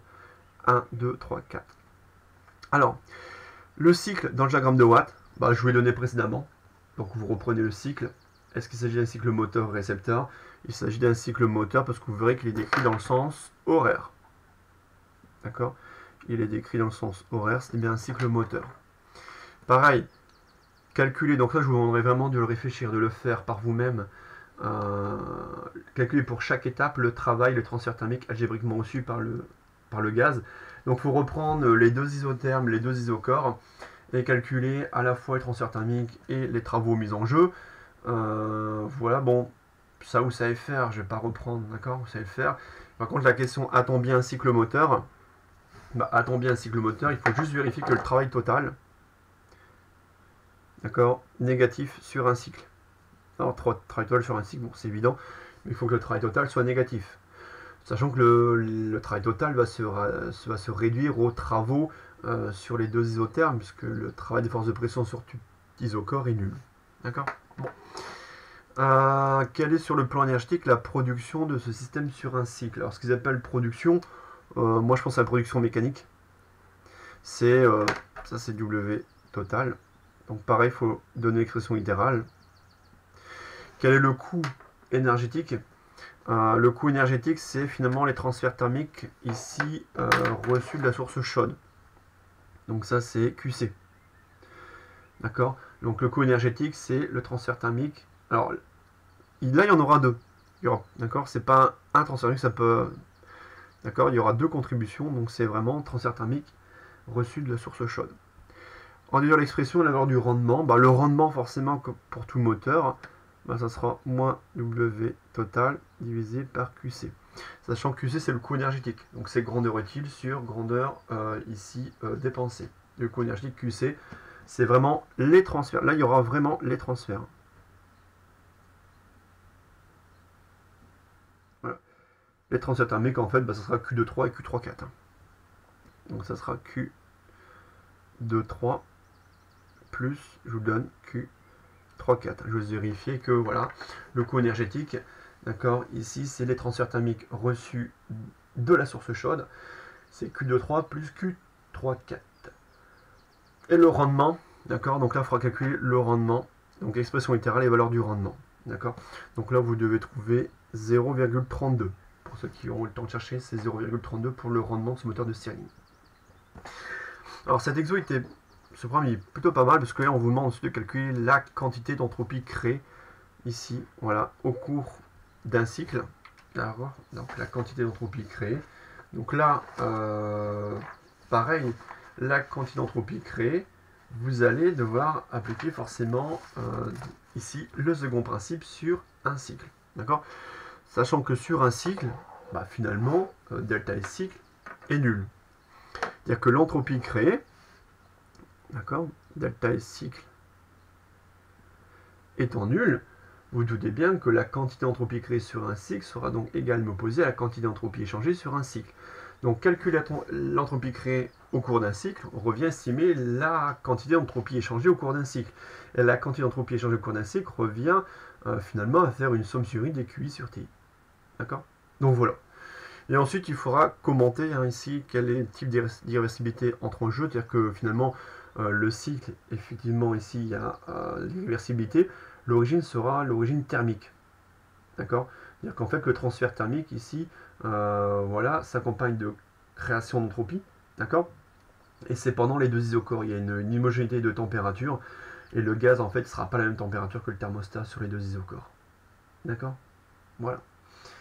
Et après, il faut justifier l'idée de Stirling et quel sera le rendement dans le cas où on va utiliser le régénérateur. C'est-à-dire qu'en fait, il y a un transfert thermique qui va diminuer le rendement. C'est le transfert thermique Q2-3. Et là, on va essayer de maximiser finalement le rendement grâce à ce régénérateur. D'accord, tout simplement en utilisant l'idée de Stirling, d'accord, via ce régénérateur. Là, il faut relire l'énoncé, d'accord, mais le plus important pour moi, c'est vraiment les 5 premières questions. Je vais aller chercher les 5 premières questions et je vous donnerai la correction correspondante. D'accord, voilà. Voilà pour moi aujourd'hui. Je pense qu'on arrive quasiment 2 heures, puis de toute façon, on est 2 heures, voire même plus, hein, pour vous, le temps de recopier la correction du sujet de concours blanc sur le moteur essence, ici, PSA 3 cylindres. D'accord? Donc voilà pour moi aujourd'hui, voilà pour ce cours du jeudi matin. Voilà, donc je vous dis à demain pour le cours. On continuera ici le cours sur la chaîne thermique. On aura également d'autres exos. Voilà, bon après-midi et à demain.